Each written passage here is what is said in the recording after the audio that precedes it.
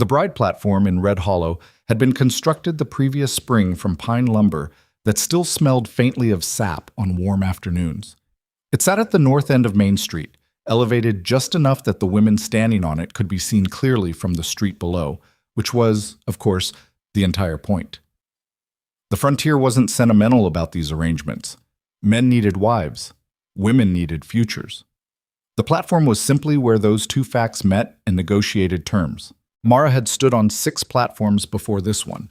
She knew what they felt like underfoot, slightly uneven, prone to creaking when more than 3 women shifted their weight at once. She knew how the morning light landed across them, how it had a way of being both too bright and too honest, exposing every imperfection with the indifference of something that simply didn't care what it illuminated. She knew the particular quality of silence that settled over a crowd when the selecting began. Not a respectful silence, but a measuring one, the kind that turned women into inventory. She had packed her things that morning with the careful efficiency of someone who had learned not to hope too hard. One worn leather suitcase latched twice because the left buckle had been unreliable since Dodge City. A second dress, dark blue, folded between 2 cotton blouses she'd mended so many times the elbows looked like patchwork. A small tin with needles and thread. A book she'd been carrying for 4 years and still hadn't finished, not because it wasn't good, but because she never seemed to have the kind of quiet that reading required. She had told herself, standing at the window of the rooming house that morning, while Della Marsh, the other woman sharing her room, pinned her hair and chatted about prospects, that this time would be different. Not because she believed it. She had stopped believing it somewhere around the 4th time.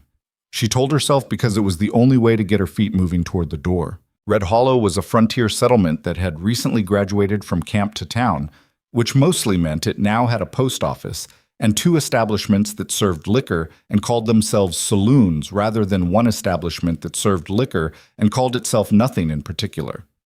The surrounding territory was cattle country, vast, unforgiving, brown and gold for most of the year, green only briefly in spring before the heat pressed it back down. The ranches out here were enormous by Eastern standards, running thousands of acres, and the men who owned them were a particular breed, practical, blunt, accustomed to making decisions without committee, and entirely uninterested in anything that didn't work. There were 12 women on the platform that Tuesday morning. Mara knew most of them by name after 2 days of shared lodging and shared nerves. Della, 24, red-haired and quick with a laugh. Josephine, who everyone called Josie, 21, and so pretty it almost hurt to look at her directly. Clara, 30, quiet, with the kind of composure that Mara recognized as hard-won rather than natural. And the others, younger mostly, some nervous, some performing a confidence they didn't quite feel, all of them doing what women in their position did, which was present themselves and wait. Mara stood at the far left of the platform, slightly apart from the cluster in the center. Not because she had been told to stand there, but because she had learned, over 6 previous mornings exactly like this one, that standing at the edge made the inevitable less public. When the end came, and the end always came for her, she could step down from the far side and be around the corner before most of the crowd noticed she was leaving. The morning proceeded the way these mornings always did. Men arrived in 1s and 2s, some in their Sunday clothes, most not, all of them with the same evaluating squint that Mara had come to understand wasn't cruelty so much as habit. They walked the length of the platform. They spoke to the women who caught their attention. They asked practical questions about cooking and farming and whether you'd ever driven a wagon team. Occasionally one asked something personal, and you could see the woman on the receiving end decide in real time how honest to be. By mid-morning, 4 of the 12 women had been claimed. Josie went first, which surprised no one. A rancher named Alderman, thick-necked and prosperous-looking, spoke with her for less than 10 minutes before the arrangement was settled. Della went next to a man with a sheep farm 2 days north, which she'd said she'd never agree to, and then agreed to with visible relief. 2 more by noon. Mara had spoken to 3 men during that time. The first, a widower with 4 children, had looked her up and down with an expression she recognized, not unkind exactly, more the look of a man doing arithmetic, and thanked her politely before moving down the line. The second hadn't spoken to her at all, though he'd made eye contact briefly before his gaze slid past. The third, a younger man, a farmer by the look of his hands, had actually seemed interested for a moment, leaning in, asking her name, asking where she'd come from. And then a woman behind Mara had laughed at something, and he'd looked over her shoulder, and that had been the end of that conversation. She had eaten nothing since breakfast, and her feet were beginning to ache. By 2 in the afternoon, 7 women remained on the platform, and the crowd had thinned to perhaps 20 people, some still browsing, some just watching for the entertainment of it, and a small collection of women from the town who had gathered near the post office with nothing to do but comment. Mara could hear them from where she stood. "That one's been passed over 4 times at least," said a voice that belonged to a woman in a yellow dress, leaning toward her companion. "You'd think she'd stop putting herself through it." "Bless her heart," said the other, which was not, in Red Hollow or anywhere else on the frontier, a kind thing to say. Mara looked at a point just above the tree line and breathed through her nose. She had become very good at that, the practice of making herself temporarily absent while remaining physically present.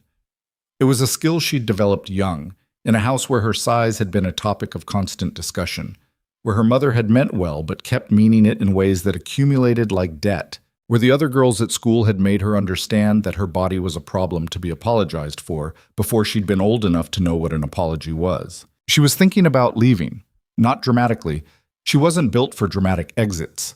Just quietly stepping down from the platform, collecting her suitcase from the rooming house, and figuring out what came next. What came next had been a question with no good answer for several years, but she had survived unanswered questions before. She was calculating the least conspicuous route off the platform when she heard the horse. Not one horse, several, moving fast, coming from the south end of Main Street with the purposeful rhythm of riders who were going somewhere specific and weren't particularly concerned about who was in the way.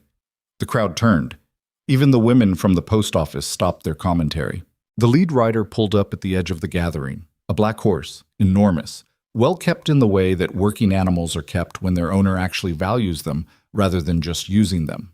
The man in the saddle was somewhere in his mid-40s, though the kind of mid-40s that hard outdoor work produced, which looked different from the Eastern variety. He was broad through the shoulders, dark-haired going gray at the temples, with a jaw that suggested he had made a habit of clenching it. His coat was trail dusty. He had clearly been riding since before sunup. 2 men rode behind him. Ranch hands, by the look of them, hanging back with the easy slouch of men who had learned to occupy themselves while their employer conducted business. The man on the black horse dismounted without particular haste, handed his reins to one of his men without looking, and surveyed the platform with an expression that was unreadable at this distance. "That's Gideon Vale," said a man somewhere in the crowd, and the name landed with a particular weight. Mara didn't know the name. She'd been in Red Hollow less than 3 days, but she could read the crowd's reaction clearly enough, a kind of collective straightening, the way people stood differently when someone who mattered had walked into the room. Vale walked toward the platform. He didn't rush, but there was a quality to his movement that suggested he didn't waste time on indecision. He looked at the women still standing on the boards, looked at them the way someone examined a situation rather than a selection, which was somehow different from how the other men had looked, though Mara couldn't have said precisely how. His gaze moved down the line, past Della's friend Agnes, who smiled immediately, past Clara, who held his gaze evenly, past the younger women at the center, and then it stopped. It stopped on Mara. She felt it before she fully processed it, that specific sensation of being genuinely seen, which was so unfamiliar that her first instinct was to check whether he was looking at someone behind her. She turned slightly. There was no one behind her. She was at the edge of the platform. Behind her was the street. He was looking at her. He walked toward her. The crowd did not go quiet all at once. It happened in sections, like a fire going out from the edges, until by the time Gideon Vale had crossed to the far end of the platform and stopped in front of Mara Holloway, the silence was complete. She met his eyes because she didn't know what else to do. They were gray, she noticed. Not a warm color, but an attentive one. "You're Mara Holloway?" he said. His voice was lower than she'd expected, matter of fact. "I am," she said. He looked at her for a moment, not the way the other men had looked, cataloging and discarding, but something more considered, as though he was thinking rather than just seeing. "I'm Gideon Vale," he said. "I own Iron Ridge Ranch, northeast, 12 miles out. I came to find a wife. I'd like to speak with you." Behind him, Mara heard someone say something she couldn't make out, and heard the ripple of muffled laughter that followed it. She felt her face heat. She was 32 years old and she had spent her whole life being the punchline of a joke she hadn't told and couldn't escape. And here it was again. Different town, same joke. She lifted her chin. "All right," she said. They sat at a table outside the general store, which was the closest thing Red Hollow had to a neutral meeting ground. Someone brought 2 cups of coffee without being asked. The proprietor's wife, a small woman named Ruth, who seemed to take an interest in proceedings without feeling the need to disguise it. She set the cups down, glanced at Gideon, glanced at Mara, and went back inside. And Gideon wrapped his hands around his cup and looked at her across the table with the same directness he'd demonstrated on the platform.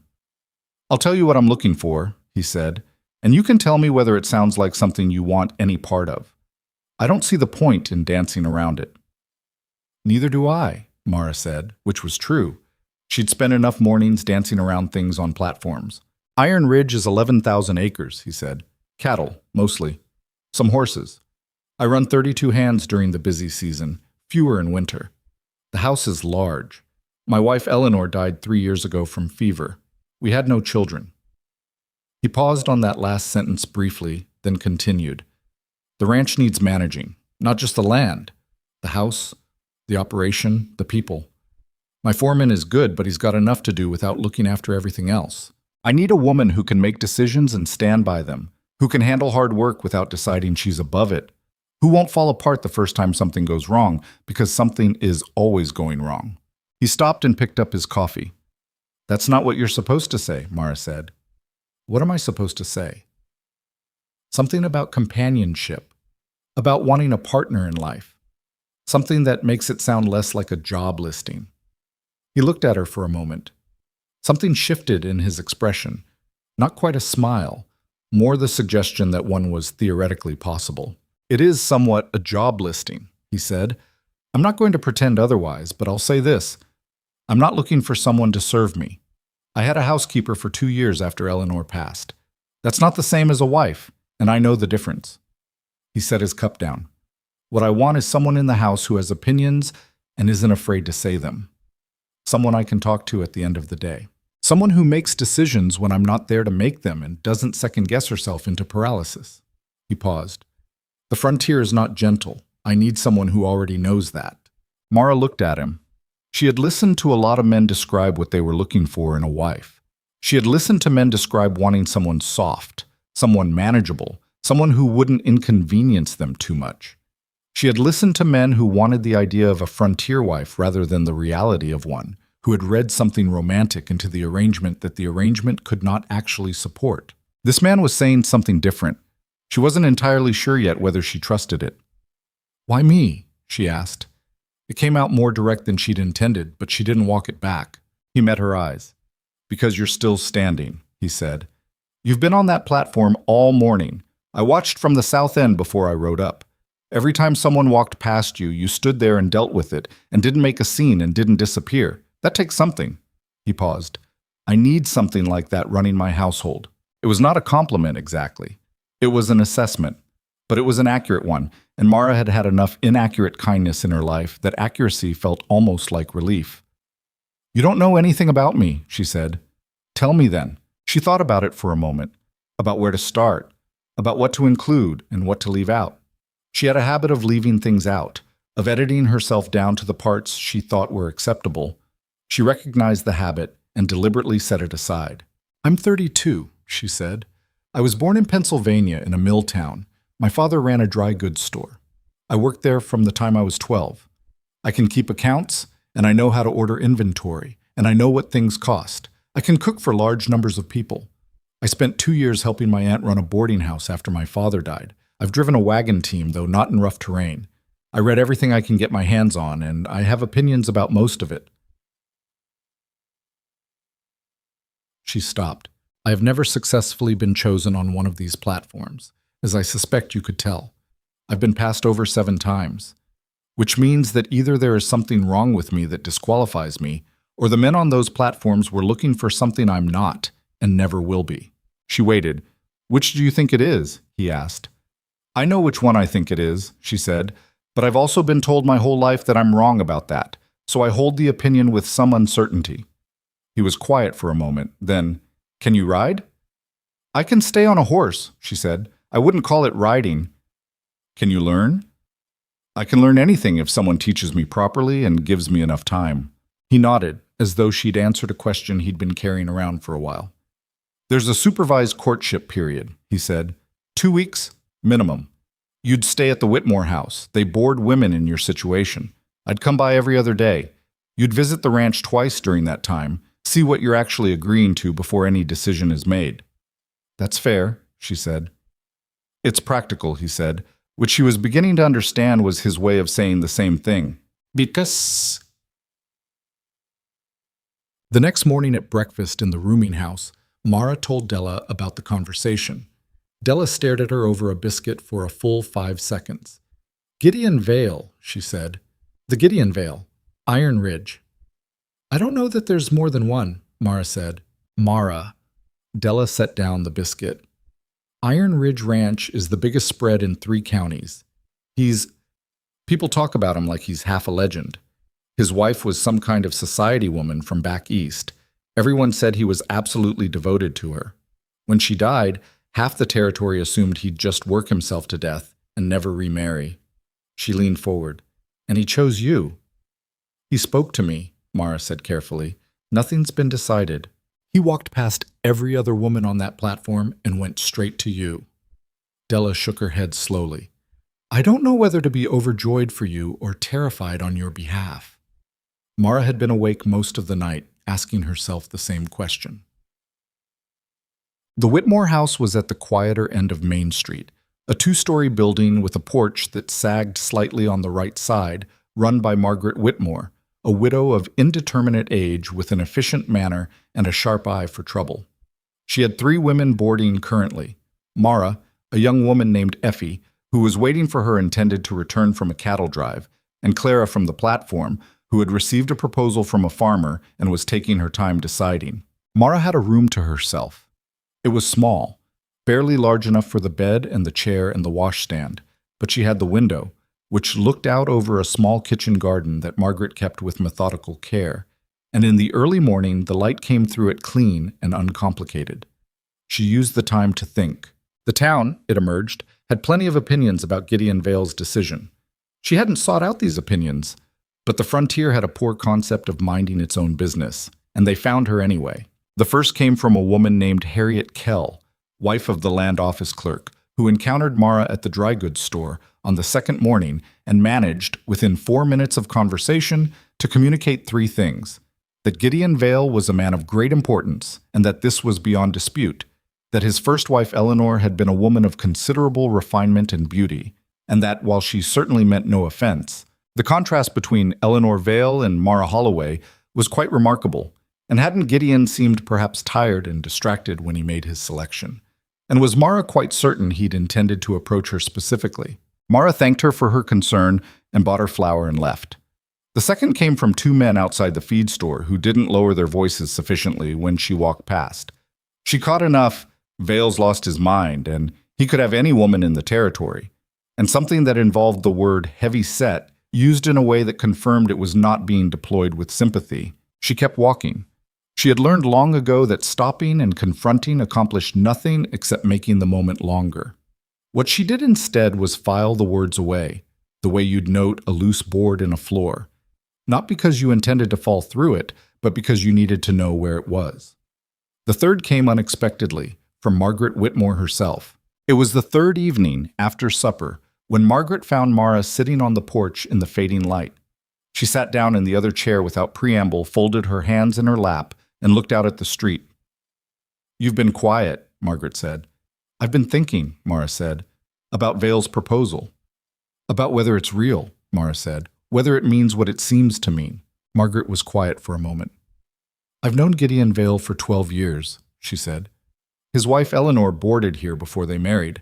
Different circumstances. She came out from Philadelphia to visit her cousin, not through a platform arrangement, but I knew her." She paused. Eleanor was a beautiful woman, charming, educated, not unkind, but she wasn't built for this life. Gideon tried to protect her from it, and I think he believed he could, and he was wrong. By the last year she was here, she was so unhappy it was visible on her face from across a room. Another pause. When she died, I think there was grief, and also, underneath it, something like guilt. He blamed himself for bringing her somewhere that didn't suit her. Mara listened without speaking. Gideon Vale is a practical man, Margaret continued. When he looks at you, I believe he's seeing something he considers useful. That might sound cold, but practical men on the frontier live longer and do more good than romantic ones. He's not going to make you promises he won't keep. She looked at Mara for the first time. Whether that's enough for you? That's a question only you can answer. Mara nodded slowly. The town doesn't approve, she said. The town has never had to run Iron Ridge Ranch, Margaret said, and stood up and went back inside. Gideon Vale came on the second day, as he'd said he would.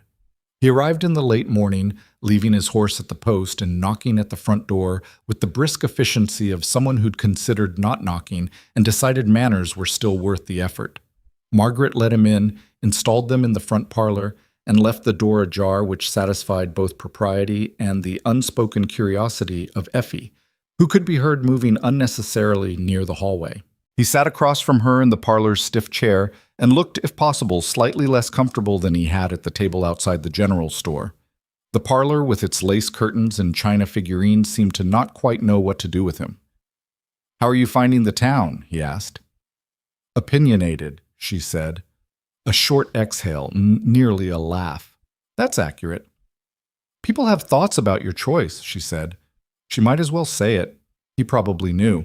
"People have thoughts about everything," he said. "That's not new information." "Does it concern you?" He looked at her steadily. "No." "Does it concern you?" She thought about it honestly. "It would concern me more if I thought you were going to let it change your mind," she said. "I can deal with other people's opinions if the ground under my feet is solid." "The ground is solid," he said. She held his gaze for a moment. "All right," she said. "But he told her more about the ranch on that visit. Practical details, the kind that suggested he'd actually thought about what she'd need to know rather than what would impress her. The water situation, which was managed through a system of storage tanks he'd had installed 3 years ago. The main house, which had 6 rooms and a kitchen large enough to feed the hands during roundup when they all ate together. The bunkhouse, separate. The supply schedule. He rode to Red Hollow twice a month, more often if necessary. The horse she'd be given, a mare named Bassin, steady-tempered and forgiving of inexperienced riders. "And the men?" Mara asked. "My foreman is Callum Reed," he said. "He's been at Iron Ridge 15 years. He'll take some reading. He's not demonstrative, but he's fair and he's loyal, and once you've earned his respect, you'll have it permanently." He paused. "Some of the hands are going to have opinions. I'll deal with any that become problems." "I can deal with my own problems," Mara said. "I don't doubt it," he said, "but some of them are my problems by extension, and I'll deal with those." She nodded. That seemed reasonable. He came again 2 days later, and the visit was longer. He asked her questions this time, about the boarding house, about Pennsylvania, about the accounts work she'd mentioned. He listened in the way that attentive people listen, without the quality of waiting for his turn to speak that she'd encountered so often in men who thought listening was just a pause between talking.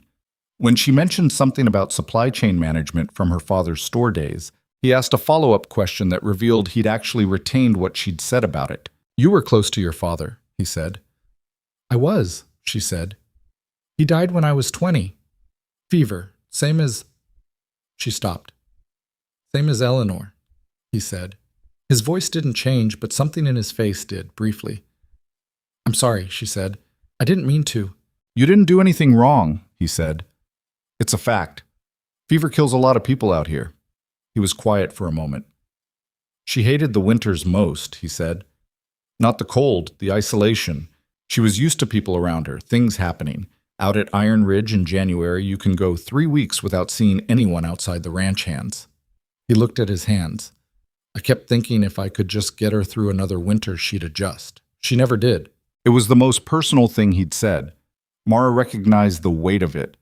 Not the grief specifically, but the particular grief of feeling responsible for someone else's unhappiness. "I don't expect to be happy every day," she said quietly. I'm not sure that's a realistic expectation for anyone, but I'm not fragile. I've never been fragile. She paused. Isolation doesn't frighten me. I've spent most of my life feeling isolated in rooms full of people. Actual physical solitude would be something of an improvement. He looked at her for a long moment. You say things plainly, he said. So do you, she said.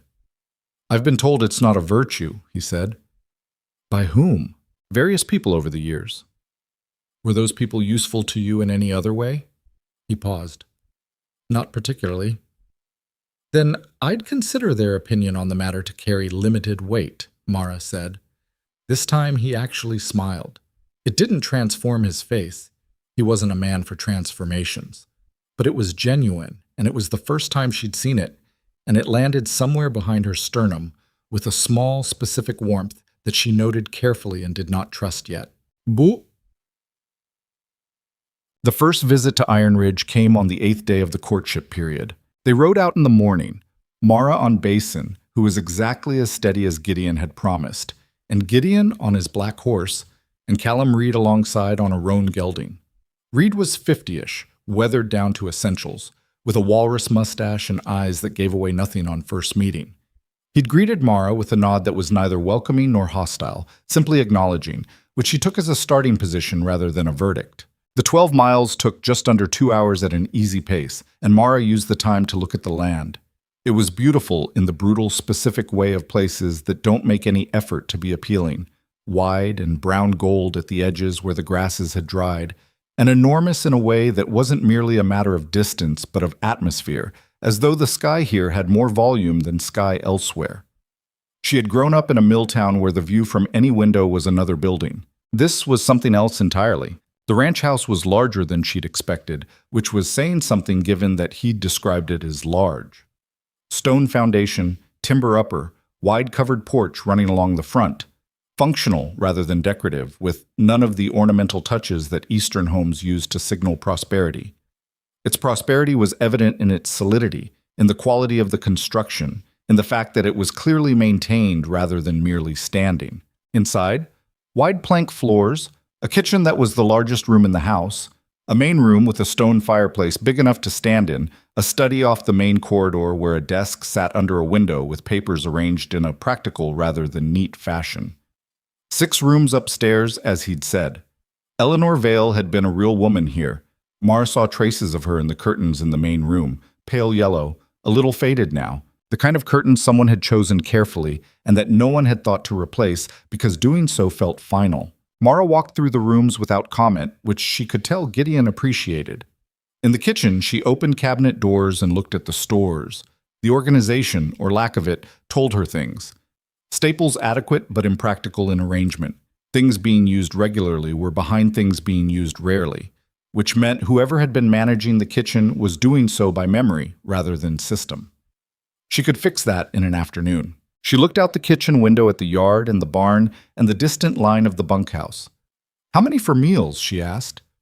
32 at peak season, he said from behind her. 12 now. It falls to 8 in deep winter. Do they eat in here or separately? Round up and busy months in here. Otherwise, the bunkhouse has a cook. She nodded. She was doing arithmetic, amounts, timing, the physical logistics of feeding people at the scale a ranch required. It was not a small undertaking. It was not frightening either, exactly. It was large, but large in the way of a problem you could actually solve if you broke it into pieces. I can do this, she said. Not to him, mostly to herself, but he was close enough to hear. I know, he said. She turned and looked at him. He was standing in the kitchen doorway, arms folded, watching her with that attentive, evaluating look that she'd started to be able to read. It meant he was taking something seriously. You haven't asked me what I think of the house, he said. You know what I think of the house, she said. I think it's manageable, and I think it needs work, and I think it could be made into something that actually functions rather than just exists. The curtains in the main room need replacing. She paused. I'm sorry. That belonged to your wife. Eleanor picked them out 8 years ago, he said. She'd be the first to tell you they're past their time. He was quiet a beat. She had good taste in most things, including what things were worth holding on to. It wasn't quite a compliment to Mara. It wasn't quite not one either. Callum Reed fed them lunch in the kitchen, a simple meal, adequately prepared, the kind of cooking that fuels work rather than pleases it. He sat at the far end of the table and ate without speaking, and Mara had the feeling she was being assessed with far more precision than his neutral expression suggested. On the ride back to Red Hollow, Gideon asked her directly, "What did you think?" "Of the ranch or of Reed?" she said. "Both. The ranch is hard work, and it would take me time to learn it properly, and I'd make mistakes, and some of them would matter, but it's manageable, and it has good bones." She paused. "Reed is deciding whether I'm real," she said, "whether I'm the kind of woman who's going to last or the kind who's going to find a reason to leave in 6 months. He's not going to make that determination based on a 3-hour visit. I'd expect it'll take most of a year." Gideon rode in silence for a moment. "He said something to you," he said. It wasn't quite a question. "On the way out to the barn," Mara said, "he said Eleanor Vale was a fine woman and a good person and the worst possible match for this life, and that he hoped the next woman through that door knew what she was walking into." "What did you say?" "I said I'd been walking into rooms people didn't think I belonged in since I was old enough to be judged for it, and I was still walking." Gideon looked at the road ahead. "What did he say to that?" he asked. "Nothing," Mara said, "but he held the barn door open for me when we got there, which he hadn't done on the way in." A beat of silence. "That's Reed telling you he's willing to reconsider," Gideon said. "I know," Mara said. "I figured that much out." Was. She lay awake that night in the small room at the Whitmore house, listening to the sounds of the town settling around her. A distant dog. Voices from the saloon 2 streets over. The occasional creak of the building adjusting to the cooler night air. She was thinking about the kitchen window. The way the light came through it in the afternoon, falling across the stone counter at an angle that suggested the afternoons there would be long and quiet and productive. She was thinking about the enormous sky over the ranch, and the yard, and the miles of open land that stretched out in every direction, land that didn't care about your size or your face, or the 7 times you'd stood on a platform and been found insufficient. She was thinking about Gideon Vale in his kitchen doorway, arms folded, taking her seriously. She was thinking about what Margaret had said, that practical men made fewer promises but kept the ones they made. She was thinking about the curtains in the main room, pale yellow and faded, and the particular weight of the objects left behind by people who are gone. She was thinking about the fact that she was 32 years old and had been told her whole life that her body made her less desirable, less worthy, less deserving of the kinds of ordinary happiness that women slightly smaller than her seemed to receive as a matter of course. She was thinking about how thoroughly she had believed that, and for how long, and how much of her life she had spent trying to make herself more acceptable by becoming less present. She was thinking about the word Gideon had used on the platform. Endurance. He hadn't looked at her and seen a problem. He'd looked at her and seen a quality. That was new. That was so new it felt slightly unreal, and she turned it over carefully the way you handle something you suspect might break. She thought this could still go wrong. He could still change his mind. She could go out there and the work could be too hard, or she could fail at something important, or his judgment of her could turn out to be as flawed as everyone else's had been, just in the opposite direction. She thought, all of that is true. And it's also true that the alternative is stepping off this platform and going back to what exactly? Uncertainty she already knew versus uncertainty she didn't yet. She thought, I'm going to say yes if he asks. Not because he was wealthy. The wealth didn't mean much to her, honestly, beyond the fact that it meant the ranch was stable and the work was real work rather than crisis management. Not because she was afraid of being alone, though she was, somewhat, in the way anyone who had been alone a long time starts to fear that the loneliness has become structural. She was going to say yes because she had watched him hold a conversation with her as though what she said mattered. Because he had looked at a woman the entire town was prepared to dismiss and made a decision that had nothing to do with the town's opinion. Because in the ranch house kitchen, when she said, I can do this, he'd said, I know. Not as encouragement, not as flattery, but as simple acknowledgement of something he'd already assessed and concluded. She was going to say yes because she was tired of making herself small to fit into spaces that weren't built for her. And Iron Ridge Ranch was vast, and it needed someone who could actually fill it. She turned toward the wall and closed her eyes. Outside, the town went on being itself. loud and opinionated, and entirely unaware that, in a small room above a kitchen garden, a woman who had been told for 32 years that she was too much had just decided, quietly and without ceremony, that perhaps the world had simply been measuring wrong. The second visit to Iron Ridge came on the 11th day, and this time Mara paid attention to different things.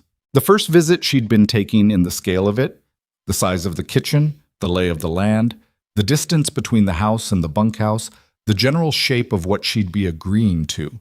This time she looked at the details. The hinge on the back door that needed replacing, the way the pantry shelving had been arranged by someone who was taller than her by several inches and hadn't considered that other people might need to reach the upper boards. The corner of the main room where the floor had developed a slight bow, not dangerous yet, but worth monitoring.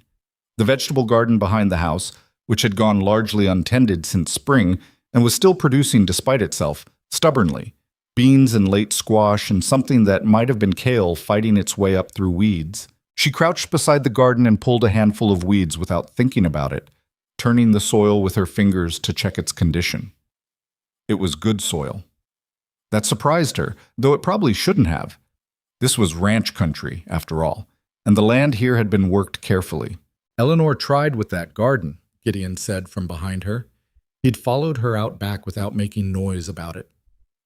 She got it started the first spring, and then the summer was brutal, and she lost most of it. She didn't go back to it.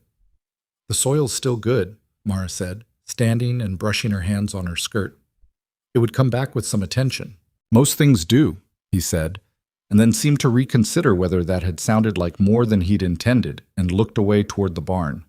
Callum Reed was in the yard doing something to a fence post with methodical competence. He glanced over at them and gave Mara what she was beginning to understand was his version of a greeting, a slight upward movement of his chin that in a more expressive man would have been a wave. She nodded back. They had reached an understanding, she and Reed, built entirely out of silences and small practical gestures. It was, she suspected, the only kind of understanding he built with anyone. That afternoon, Gideon showed her the account books. This surprised her. She hadn't expected it. Most men of his position wouldn't have thought to include a woman being courted in the financial operations of the ranch, or if they thought of it, they'd have decided against it on the grounds that it wasn't done. But he set the ledgers on the desk in his study and sat back and let her look, and she understood that this was its own kind of test, and also that it was a form of respect, and she took both seriously. The books were in reasonable order, kept in a clear if utilitarian hand.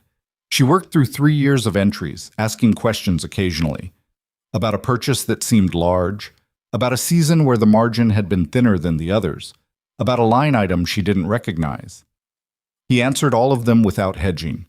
By the time they'd worked through an hour of it, she had a reasonably clear picture of the ranch's financial situation, which was stable, tending toward good, with one significant vulnerability in the water access during drought years. You need a better arrangement on the creek rights, she said.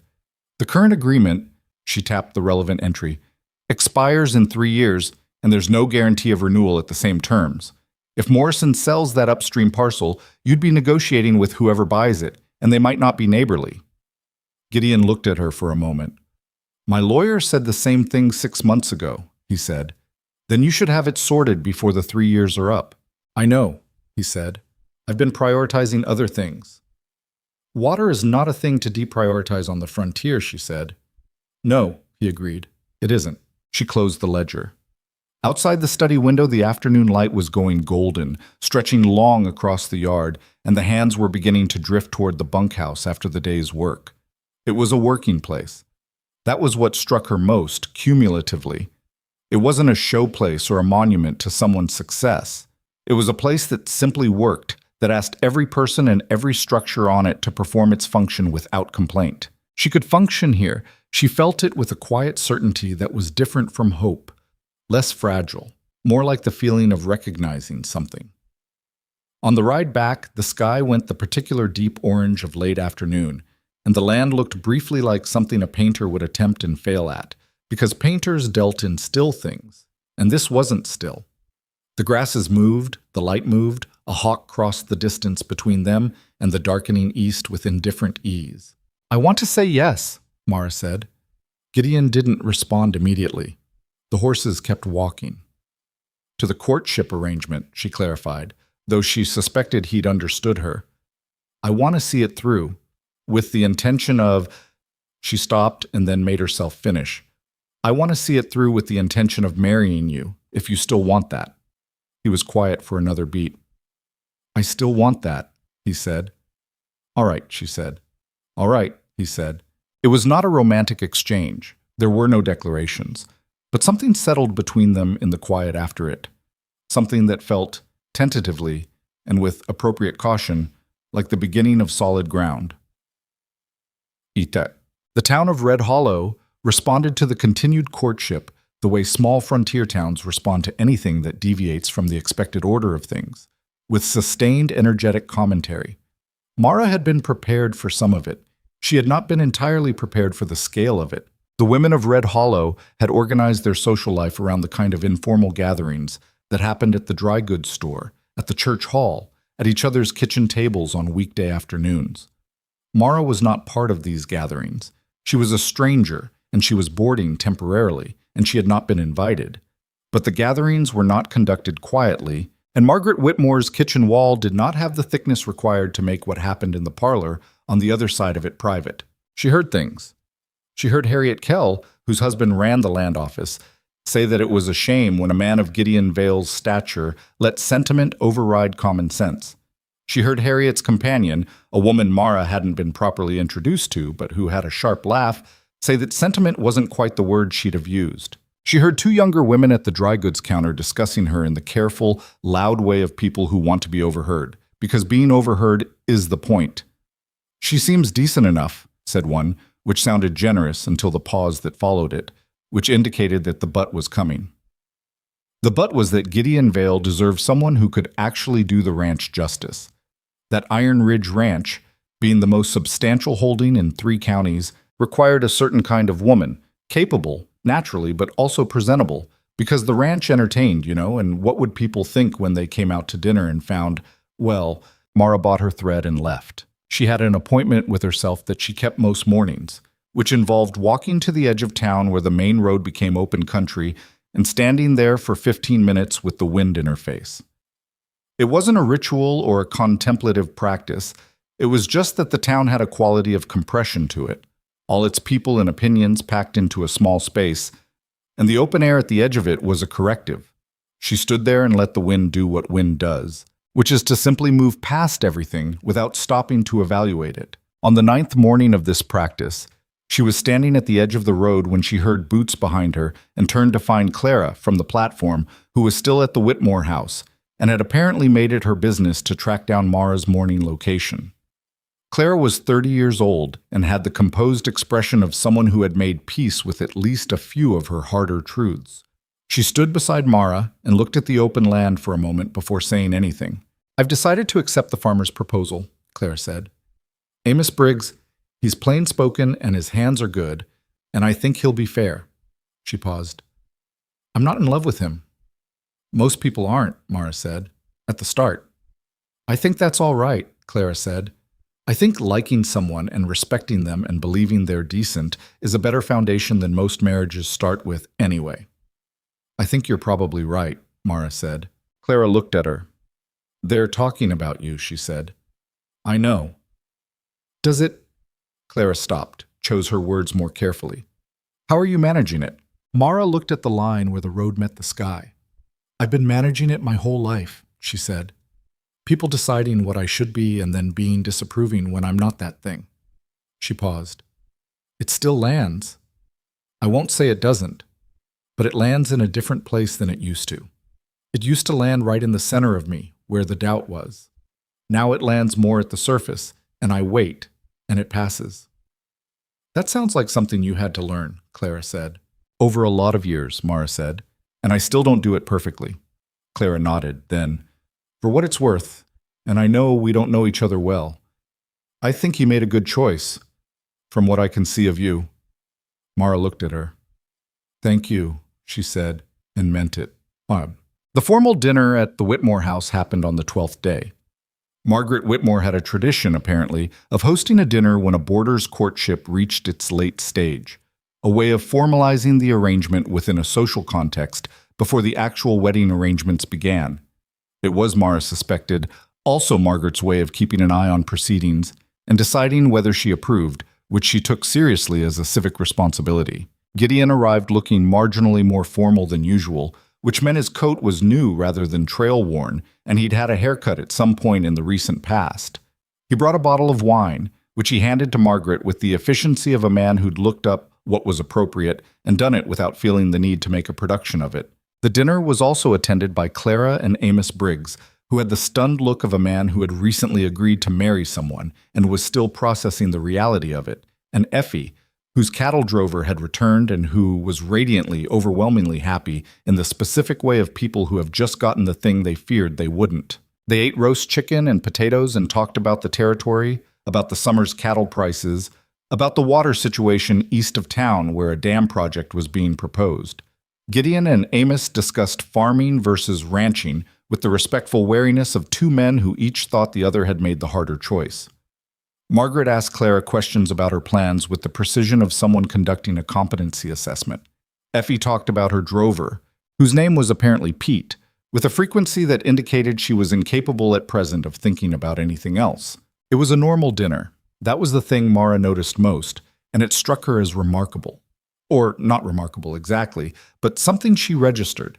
She was sitting at a table being treated as an ordinary person attending an ordinary dinner, not as a subject of scrutiny or an object of pity or a problem someone needed to solve. Margaret passed her the potatoes without any significance. Amos Briggs asked her what she thought about the dam proposal and listened to her answer and said he hadn't thought of it that way. Gideon, across the table, caught her eye once during the conversation, and there was something in his expression, not quite amusement, but close to it, the look of someone who was watching something go well. After dinner, when Margaret had disappeared to the kitchen and Effie was describing Pete's return in unnecessary detail to a gracious Clara, Gideon came to stand beside Mara at the parlor window. "That went better than I expected," he said quietly. "What were you expecting?" she said. "I wasn't sure," he admitted. "I don't do these things well, the social part. Eleanor always managed it." He paused. "She was better at people than I am." "You're not bad at people," Mara said. "You're just direct, and some people find that alarming." "Most people." "Most people are used to being managed," she said. "You don't manage them. It takes some adjustment." He looked at her sidelong. "You're not alarmed by it." "I prefer it," she said. "I spent most of my life being managed by other people's opinions of me. Someone who just says what he means is a relief." He was quiet for a moment, looking out the window at the darkening street. "I want you to know something," he said, "about why I chose you. Since you asked on the first day, and I gave you an answer that was true but incomplete." She waited. "I did see someone who was still standing," he said. "That's true. But I also saw... There was a moment before I rode up when I was watching from the south end of the street. One of the women from town said something. I couldn't hear it, but I saw your face." "Basis eu audi." He paused. "You heard it, and your face did something. Not angry, not wounded, just..." He stopped, looking for the right word. "Steady," he said finally. "Like you'd already had this particular argument with the world 100 times, and you'd come out the other side of it, and you didn't need to have it again." Mara was quiet. Something in her chest was doing something she didn't have a precise name for. Not warmth exactly, more like the feeling of a knot loosening that had been there so long she'd stopped noticing it. "I wasn't feeling particularly steady," she said. "I know," he said. "That's what I mean. It wasn't the absence of feeling it. It was that you didn't let it knock you down. That's different from not feeling it." He looked at her. "I needed someone who knew how to keep standing. And you already knew. I didn't have to wonder whether you'd learn." Mara looked out the window at the street, at the lamplight beginning to show in the windows across from them. "I've been told," she said carefully, "my whole life that my body is the main thing about me, that everything else is secondary, that I could be capable and intelligent and reliable, but those things were sort of asterisked, noted, but also the point is..." She paused. "I don't know what to do with someone who leads with the other things." "Get used to it," he said simply. She turned to look at him. He was still looking out the window, but there was something in the set of his jaw that suggested the words had cost him something, or that saying them had mattered, and he was deciding how to feel about that. "I'm working on it," she said. What she hadn't anticipated was Josephine. Josie, who had left the platform with rancher Alderman, had apparently found the arrangement less satisfactory than expected, and had returned to town 3 days later under circumstances that weren't entirely clear but involved enough whispered communication between the women of Red Hollow to suggest they were dramatic. She was back at the Whitmore house, which had apparently also served as her first stop, and she was beautiful and 24 and freshly available. And the town's opinion consolidated quickly around the idea that this was really an opportunity for Gideon Vale to reconsider. Mara found out from Margaret, who told her in the direct way that was Margaret's approach to most things. "You'll hear about it from someone," Margaret said, over coffee the morning of the 13th day. "Better to hear it from me and have a moment to settle before you do." "I appreciate that," Mara said. She wrapped her hands around her cup. "Is she going to approach him?" "I don't know what she intends," Margaret said. "She's a young woman in a difficult situation, and I don't hold that against her. But the town has made it clear they think she represents an alternative, and someone will probably relay that to Vale." "He'll hear about it," Mara said. Not a question. "Almost certainly." Mara sat with that for a moment. She felt the familiar pull, the old gravity of self-doubt, the one that had been the background weight of her entire adult life, the one that whispered, "Of course, obviously, this is how it goes. You should have known better than to let yourself believe." She felt it, and she sat with it, and she looked at it plainly. "I'm not going to do anything about it," she said. Margaret looked at her. "If he changes his mind," Mara said, "because a prettier option became available, then he wasn't what I thought he was, and I'd rather know that now than later." She paused. "And if he doesn't, then—" She stopped and started again. "I'm not going to compete with her. I'm not built for that kind of performance. I've spent my life losing when the standard was appearance, and I'm not going to spend whatever comes next on a game I can't win." "That's either very brave or very trusting," Margaret said. "I know which one I think it is," Mara said. "I'm not sure yet which one it actually is." Gideon came that afternoon, as scheduled. He sat in the front parlor, and the visit started the way the others had, and about 20 minutes in he said, "I assume you've heard about the Alderman situation, about Miss—" "Josie," Mara said. "Yes. I want to—" "You don't have to explain anything to me," she said. "We're in a courtship. You're permitted to reconsider." He looked at her steadily. "I'm not reconsidering." "All right. I want to be clear about that." "I heard you," she said. "You're not reconsidering." A pause. "You're not going to ask me anything about why not, or should I?" "Most women would. I'm not interested in being reassured," she said. "If you say you're not reconsidering, I take that at face value. If it turns out not to be true, I'll deal with it then." She met his eyes. "I'd rather have a conversation about the water rights situation, frankly. Have you spoken to your lawyer yet?" He looked at her for a moment. Something moved across his face that she was beginning to be able to read, which was the specific expression of a man encountering something he hadn't accounted for and finding it preferable to what he'd expected. "Not yet," he said. "You should," she said. "I know," he said. And then after a moment, "His name is Whitfield. He's in Sutton, 2 days east. I'll ride out next week." "Good," Mara said. They talked for another hour. The conversation moved through practical territory.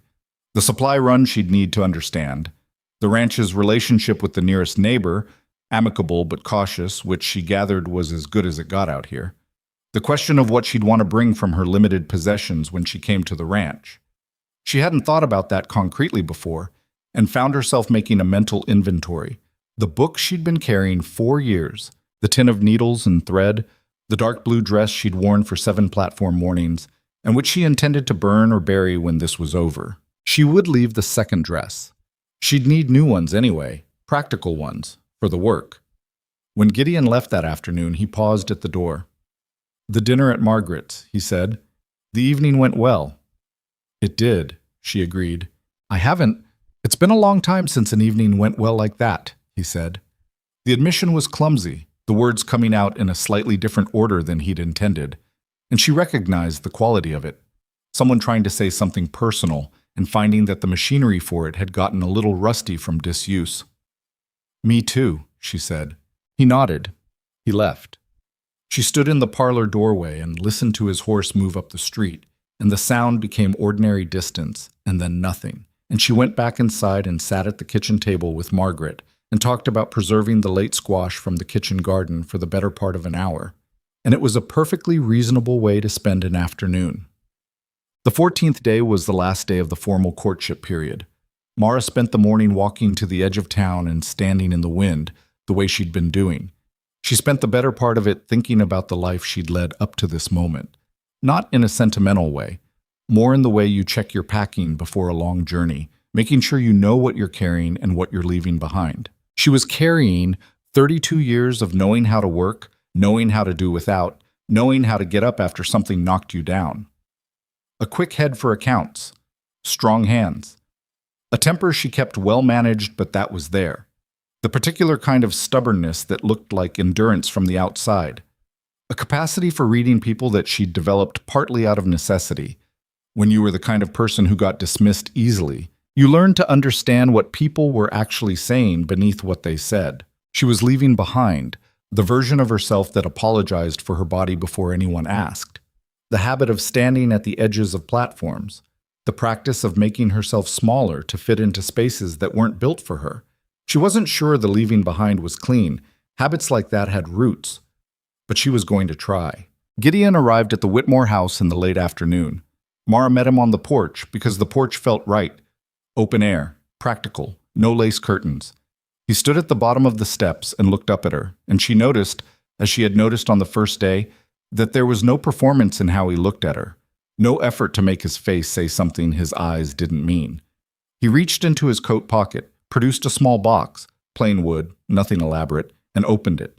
Inside was a ring. Silver, not gold, with a blue stone she didn't recognize immediately. Not a diamond, something darker.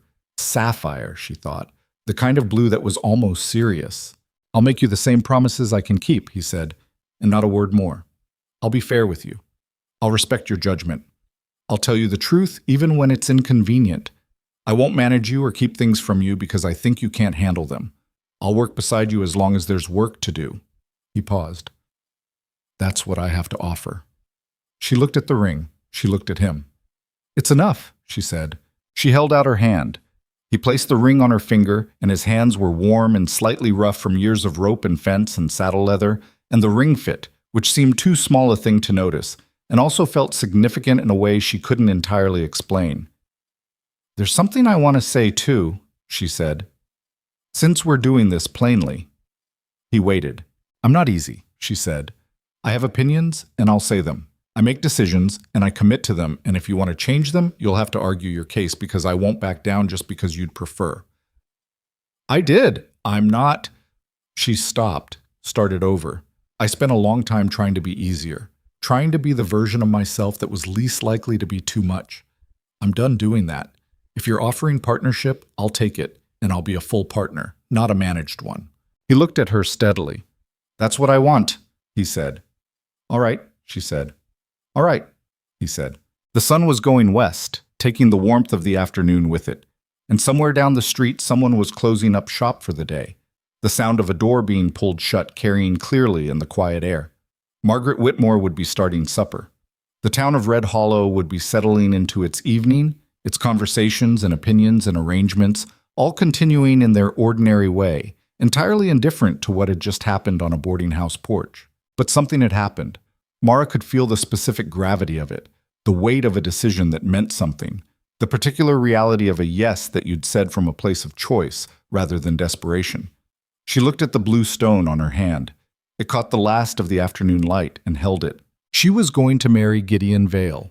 She was going to go to Iron Ridge Ranch and learn to ride basin properly and fix the pantry shelving and sort out the kitchen organization and plant the back garden in the spring and argue about the water rights until the lawyer in Sutton had done his job.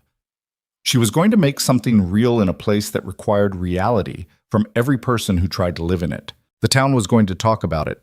The women at the dry goods counter were going to have opinions. Harriet Kell was going to find the whole thing remarkable in ways she would communicate at length to her acquaintances. And Mara was going to do the work anyway, because the work was real and the opinions were noise, and she had always been better at real things than at noise. She went inside to tell Margaret. Margaret listened to the whole account with her hands folded in her lap, and the expression of someone who had seen a great many frontier arrangements come together and had learned to distinguish the good ones from the ones that would require management later. When Mara finished, Margaret was quiet for a moment. "He's not an easy man," Margaret said. "Neither am I," Mara said. Margaret nodded once, in the way of someone crossing off an item on a mental list. "Then you'll do fine," she said, and stood up to put the kettle on because Margaret Whitmore expressed everything she genuinely felt through the practical maintenance of other people. And this was, in its way, the warmest response she was capable of. Mara sat at the kitchen table and looked at the ring on her hand, and outside the window, the kitchen garden was doing what it had been doing all along, growing, unasked, in whatever light it was given. They were married on a Thursday morning, which was not romantic but was practical, since Thursday was between the midweek supply runs and before the Friday work that couldn't be postponed, and Gideon Vale was a man who arranged things around what the ranch required even when the thing being arranged was his own wedding. The ceremony was at the Red Hollow Courthouse, conducted by Justice Harlan Pruitt, a dry-voiced man in his 60s who had married perhaps 200 frontier couples in his tenure and had developed the approach of someone who understood that what mattered was the legal fact of the thing and not the decorative elements surrounding it. He read the words, they said what was required of them. He signed the paper, they signed the paper, and it was done. Margaret Whitmore attended. So did Clara, who was herself 2 weeks from her own wedding to Amos Briggs. Callum Reed stood in the back of the room with his hat in his hands and his expression unreadable, which Mara had come to understand was Reed's version of solemnity. Two of the younger ranch hands, boys really, 18 and 19, had ridden in with Reed and stood beside him looking scrubbed and uncomfortable in the way of young men who had been told to clean up and weren't entirely sure they'd done it right. The town attended in the way frontier towns always attended things that were not their business, but were nevertheless interesting, which is to say, not formally, but in passing. There were people on the street outside the courthouse who had organized their morning errands with particular inefficiency, and people in the windows of the buildings across the way who had found sudden reasons to be near their glass, and Harriet Kell, who was simply standing on the far boardwalk with the expression of someone doing research. Mara wore her dark blue dress. She had decided, after all, not to burn it. It was a good dress, and it had done nothing wrong. The associations it carried belonged to the mornings on the platforms, not to the dress itself, and it seemed unreasonable to punish a dress for history it hadn't made. She pinned her hair up in the way that was practical rather than elaborate, which suited her and suited the courthouse and suited a Thursday morning in a frontier town. Gideon, beside her, was in a dark coat that fit him well and looked relatively new. He said his vows in the same way he said most things, plainly, with eye contact, without embellishment. When Pruitt got to the part about the ring, Gideon took her left hand and looked down at the sapphire that was already on it and simply held her hand for a moment, which was as close to tenderness as the setting really allowed, and which was, Mara found, enough. Afterward, Margaret had arranged a small meal at the Whitmore house. Nothing elaborate, but real food, enough for the people who had attended, and a few more. She had made a roast and 2 pies, and there was coffee, and there was the wine that had been left over from the dinner 2 weeks prior. They ate and talked about cattle prices and the coming winter and whether the dam project east of town would get funded, which were all perfectly ordinary topics and also exactly right, because the ordinariness of it felt like a kind of normalcy. Mara hadn't expected to access on this particular day. Reed ate 2 plates and said almost nothing. When he left, he paused at the door and looked at Mara with his measuring eyes and said, "The hands know what's expected," which she translated correctly as "I've told them to treat you with respect, and there will be consequences if they don't." She thanked him. He put his hat on and left. Clara hugged her at the door, which was unexpected and warm, and made Mara's throat do something inconvenient for a moment. "Write me," Clara said, "when you're settled." "I will," Mara said, and she meant it. They rode out to Iron Ridge that afternoon, Mara on Basin and Gideon on his black horse, the 2 hands trailing behind with the wagon that carried Mara's single suitcase and 3 boxes of supplies from the general store. The ride was the same 12 miles as before, the same landscape, the same enormous sky. But it felt different from both previous visits, not in the land itself, which was indifferent to the significance of human arrangements, but in what Mara was carrying. She was carrying the legal fact of herself as Mara Vale. She turned that over in her mind while Basen moved steadily beneath her. The name was new and strange and would need wearing in the way new boots needed wearing, but there was something underneath the strangeness that was solid. She was no longer in between things. She had arrived somewhere.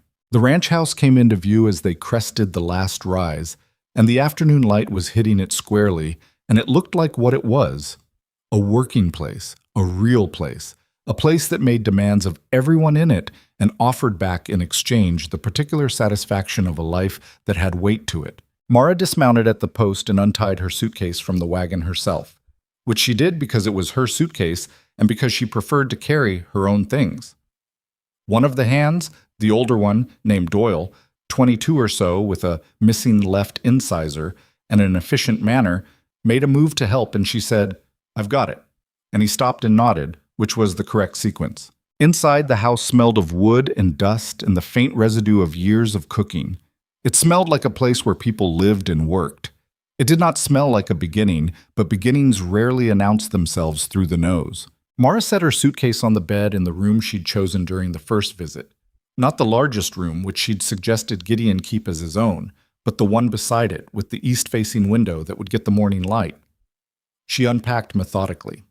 The book on the small table beside the bed, the tin of needles in the top drawer of the chest, the dark blue dress, worn this morning to be washed and put away, hanging on the hook behind the door. She looked at the room. It looked back. "All right," she said, to no one in particular. Then she rolled up her sleeves and went to the kitchen. The first 2 weeks at Iron Ridge were the hardest thing she had done in several years. Not because anyone was cruel. They weren't, or not exactly. The hands were cautious with her, the way men are cautious with a new element introduced into a system they've learned to operate efficiently. They weren't hostile. They were watchful, in the way of people reserving judgment, which was fair. She was watchful too. She watched how the kitchen ran, how the supply system worked, what was done by habit versus what was done by actual thought. She watched who among the hands was reliable and who needed managing. She watched how Callum Reed moved through the property, the specific economy of his attention, where it went, and how long it stayed. She watched Gideon. He rose before first light, every morning without exception. He ate quickly and with the efficiency of someone who considered meals a fuel rather than an experience, which she was going to have to address eventually because proper meals had practical value, and she wasn't going to run a kitchen that treated food as an inconvenience. He worked a 14-hour day routinely, and sometimes 16, and came in at night with the dust of the day still on him, and ate whatever was on the table and was asleep before 9. He was not, in these early weeks, particularly present. This was not unkindness. It was the ranch, which made demands that didn't pause for the newness of a marriage. She understood that. She was making demands of her own. She reorganized the kitchen on the third day. The pantry shelves were resorted by frequency of use, which required moving approximately 40 pounds of stored goods and a good deal of reaching. She did it alone, which took most of the morning, and when she was done, the kitchen was functional in a way it hadn't been before, and she stood in the middle of it breathing hard and satisfied. She fixed the back door hinge on the 5th day, with a screwdriver she found in the barn and a new pin she sourced from a tin of miscellaneous hardware that had been sitting in the corner of the tack room doing nothing. It was a simple job, but the door had been catching every time someone opened it for what looked like several months, and no one had fixed it, and now it didn't catch. Doyle, who'd watched her do it from across the yard, said nothing but went back to work with an expression that was slightly less evaluating than it had been before. The cooking was manageable. She'd cooked for larger numbers during her time at her aunt's boarding house, and the rhythms of frontier cooking, substantial, plain, caloric, timed to the work schedule rather than to any social grace, were not unfamiliar. What was harder was the scale of the preparation required. When the full crew was on for a big day's work, 30 men ate at a long table in the main room, and that meant quantities that required planning 2 days in advance. She made mistakes in the first week. She underestimated how much bread a crew that size could eat in a single sitting. She overestimated the appetite for the dried bean soup she'd made on the 4th day, which resulted in a large pot of leftovers and a polite silence from the end of the table that communicated volumes. She adjusted. She watched what they ate and what they left. She asked Reed obliquely about preferences, what the previous cook had done well, what the crew tolerated, and Reed told her with the economy of language she expected from him. They eat most things.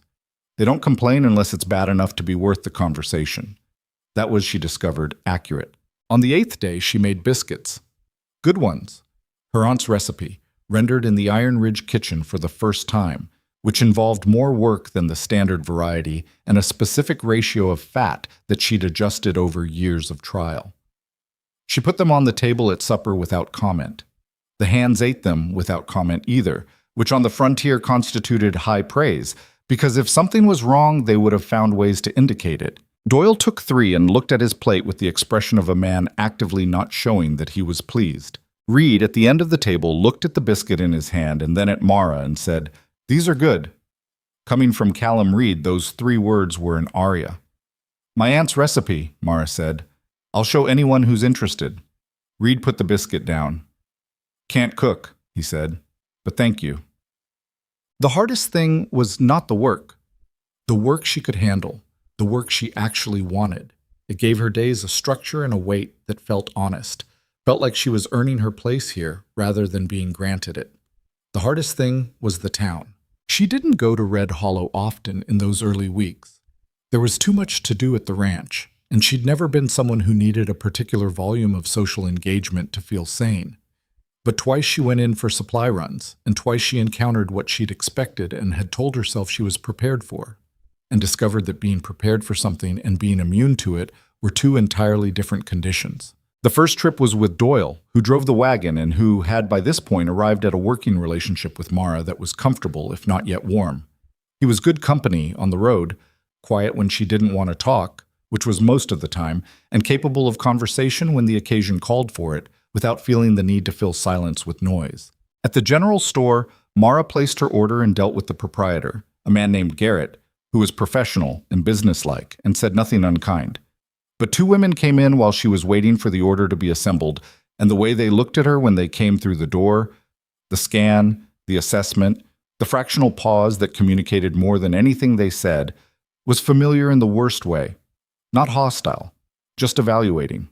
Just deciding what category she fit into and what that category said about the man who had chosen her. One of them, a woman she hadn't seen before, said to the other in a voice that was directed at the air somewhere between them and Mara, "She's doing well up there, they say." A pause. "I would have thought he'd find it different after Eleanor." The other murmured something. "Oh, of course," said the first. "Of course it's about practicality. That makes sense. A ranch like Iron Ridge needs someone practical." Mara finished placing her order. She thanked Garrett. She went outside and stood by the wagon for a moment, looking at the street. The thing about those conversations, and she had had versions of them in various towns for most of her adult life, was that they were designed to be undeniable and unanswerable. Of course it's about practicality. What was she supposed to say to that? That it was also something else? That something else was growing between them, slowly, the way things grow on the frontier without fanfare and under difficult conditions but real nonetheless? She had no standing to defend it. She didn't have the words for it yet, and even if she had, words spoken in her own defense about her own marriage to 2 women at a general store would have sounded exactly like what they expected. Protesting too much, which proved the point. She got back in the wagon and said, "Let's go." Doyle clicked to the horses. He hadn't been inside during the conversation, but he'd been near enough to the window, and the window had been open, and he was not an unintelligent young man. After a quarter-mile of road, he said, carefully, eyes on the horses, "Mrs. Vale, for what it's worth, the hands talk. You know how men talk." "I know," she said, "what they say about you. Since you came, it's not what they were saying the day before the wedding." He paused. "I'm not saying it's all one way, but it's different now than it was." "What are they saying now?" she said. He thought about it with the seriousness of someone trying to be accurate. "Doyle's a good judge of things," he said, and then caught himself using his own name and made a small sound that was almost a laugh. "They say the kitchen's better, the house runs better. Mr. Vale comes in at night and he's—" Another pause. "He's different too. Less like he's just working until there's nothing left to do." Mara looked at the road ahead. Thank you for telling me that, she said. Doyle nodded, said nothing else. The horses moved. The second trip to Red Hollow, 3 weeks in, was harder.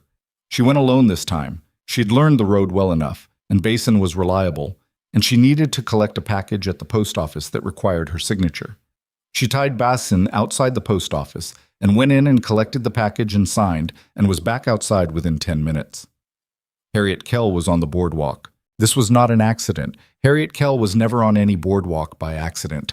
She was a woman of strategic social presence, and her strategic social presence today involved standing directly in the path between the post office door and the hitching post where Basin waited. "Mrs. Vale," said Harriet, in the tone of someone trying out a word to see how it tasted. "Mrs. Kell," Mara said, "you're looking well." A brief pause. "Ranch life agrees with you, it seems." "It does," Mara said. "We hear such good things." Harriet's smile was the kind that used the muscles associated with smiling, while the eyes did something else entirely. "Gideon must be so pleased with how everything is settling in. He's had such a difficult time these past years. Eleanor's loss was very—" She made a small, soft gesture with her hand. "We all miss her. Such a refined woman." There it was. The comparison, made without comparison. The invocation of Eleanor's name and its trailing adjective, which was not a compliment to Eleanor so much as a measurement taken and applied. Mara looked at Harriet Kell. She took a breath. "Eleanor Vale sounds like she was a remarkable woman," she said. "I have no doubt of it. She made choices in that house that showed care and thought, and I've seen the evidence of her everywhere in it." She paused and kept her voice even. "I'm not trying to be Eleanor. I'm not built that way, and I wouldn't insult her memory by attempting it. I'm trying to be useful to a man who works very hard on very difficult land and needs someone who can work beside him. Whether that's what the town expected is a separate question from whether it's what was needed." Harriet blinked. She hadn't expected that much sentence. "Of course," she said. "Of course, that's—" "I appreciate your concern," Mara said. "Please give my regards to your husband." She untied Basin and mounted, which she did with less grace than she'd have liked.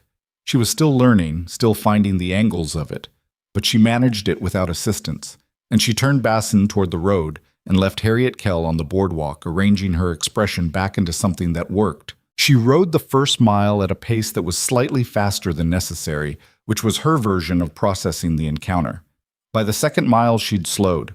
By the third, the specific heat of the moment had done what it always did, which was become part of the general accumulation. Not gone, just added to the pile that she continued to carry without complaint. What bothered her, what she turned over during the remaining 9 miles of road, was not Harriet Kell. Harriet Kell was a small obstacle in a large life and didn't merit excessive consideration. What bothered her was the word refined, not because it wounded her exactly, but because she understood what it was doing. It was drawing a border. This is what a woman of appropriate quality looks like. Consider where you stand relative to the border. She had spent her whole life being positioned outside borders like that. The border of acceptable size, the border of conventional attractiveness, the border of the kind of woman men chose when they had options. And the thing about borders, she had found, was that they were maintained by the people who benefited from them, not by any objective law. They moved when someone refused to acknowledge them. And the refusing looked like arrogance to the people maintaining the border, and looked like survival to everyone else. She had arrived back at Iron Ridge as the sun was going low and the yard was quiet. Most of the hands finished for the day, the sounds of the ranch settling into its evening version of itself. She unsaddled Basin and brushed her down and put her in the stall with grain and fresh water, which she did methodically and without rushing because the animal had done her job well and deserved the proper return on it. Gideon was in the kitchen when she came in. This was unusual. He was rarely in the kitchen in the evening, tending toward the study when he needed to be inside and hadn't yet collapsed into sleep. He was standing at the stove looking at the pot she'd left on low heat before she'd ridden out, with the expression of a man who'd been intending to do something about supper and hadn't committed to a plan. "It just needs stirring," she said, setting down her package and her hat and crossing to the stove. "I know," he said, stepping aside. "I was getting to it." "I can see that," she said. She stirred the pot. He sat at the table. She could feel him watching her, but she didn't turn, just finished what needed doing and set the spoon down and put 2 bowls on the counter. "How was town?" he asked. "The package was there," she said. "The road was clear." He was quiet for a moment. "What else?" She filled the bowls, carried them to the table, sat across from him. She picked up her spoon. "Harriet Kell," she said. "On the boardwalk." "Ah," he said. "She mentioned Eleanor," Mara said. Not bitterly, just factually. Gideon looked at his bowl. "She mentions Eleanor to everyone," he said. "She was very fond of her. In the specific way of women who prefer the people they know to be arranged the way they expect them." "Eleanor didn't suit that arrangement either," Mara said. He looked up. "No," he said. "She didn't. Not really. She fit the idea of what was expected better than I think she fit the actual life." He paused. "She was unhappy here and tried not to show it, and I was—" He stopped. Started again. "I was not always paying attention to the right things." This was more than he'd said about Eleanor before. Mara recognized it as something offered rather than extracted. A door left open, not pushed through. The wanting to protect someone and getting it backward, she said. He looked at her. "Yes," he said, "getting it exactly backward." "I don't need protecting," Mara said, "from the work or from the town or from hard information." "I know that," he said. "I know you know," she said. "I'm saying it anyway, because I want it on record." His mouth moved, not quite the smile, but the suggestion of it that she'd come to watch for. "Noted," he said, "on the record." They ate in silence for a few minutes, which was a comfortable silence, the kind that had been building gradually since she'd arrived. Not the silence of having nothing to say, but the silence of people who had said what needed saying and were all right with the space around it. "There's something I need to talk to you about," Gideon said. He said it with the tone of someone who'd been holding on to a piece of information and had decided this was the right moment. "All right," she said. "Morrison." He set down his spoon. "The upstream parcel. He's had an offer." She felt the significance of this immediately. The water rights conversation, the one she'd flagged in the account books, the one she'd told him to sort out, the one he'd said he'd speak to Whitfield about. "From whom?" she said. "A land company out of Cheyenne, Meridian Land and Cattle. They've been buying up parcels east of here for 2 seasons, consolidating, or trying to." He paused. "If they get Morrison's parcel, our creek access goes through them, not through Morrison, and Meridian isn't Morrison." "What does Morrison want to do?" Mara asked. "Morrison's got 3 daughters, 2 of them grown, and he's getting older and his joints have been bad this year. He wants money and he wants it before winter." Gideon picked up his spoon and put it down again without using it. "I've spoken to Whitfield. We can make Morrison a counteroffer. Match the Meridian price and add a water access guarantee in the deed. Better for Morrison, better for us. But it has to move fast because Meridian doesn't wait." "How much?" Mara said. He told her. It was a significant sum. Not ruinous, not with what Iron Ridge was running, but real money. Money that would be felt. Mara thought. Not for long. She'd been doing mental accounting since the day she'd looked at those ledgers, and the picture was reasonably clear to her. "Do it," she said. He looked at her. "The water's worth more than the purchase price," she said. "Even if we feel it this season, we can't afford the alternative. If Meridian controls that parcel and decides to be difficult about the creek, we lose significant capacity in any dry year, and dry years aren't unusual out here." "I know," he said. "I'm going to do it. I just wanted—" He paused. "I wanted you to know, to weigh in." She looked at him across the table. It was such a specific thing, that wanting her to weigh in, such a small thing, and such a significant one simultaneously. "Then we agree," she said. "We agree," he said. He ate his supper. She ate hers. Outside the kitchen window, the last of the evening light was going, and the yard was quiet, and somewhere in the distance, a coyote was voicing its opinion about something. The community's judgment arrived in more organized form 3 weeks after that, in the shape of a dinner. The alderman's? Not the alderman who'd briefly and disastrously been coupled with Josie. This was his brother, whose name was Fletcher, and who ran a somewhat smaller ranch 10 miles south, hosted a gathering of the surrounding ranch families, which they did twice a year as a general matter of frontier sociability. The gathering was not specifically about the Vales. It was also completely about the Vales in the way that any gathering in a small social world becomes about whatever the most recent development is. Gideon told her about it with his characteristic absence of ceremony. Fletcher Alderman's dinner, 2 weeks out, will be expected to attend. Of course, Mara said. She said it with more composure than she felt. She had made significant peace with the idea of the town's opinion, and she had handled the individual encounters with Harriet Kell and the women at the general store and the evaluating glances. But a dinner, a formal social gathering with all of the territory's significant families, was a different order of thing. It was not a moment to be gotten through.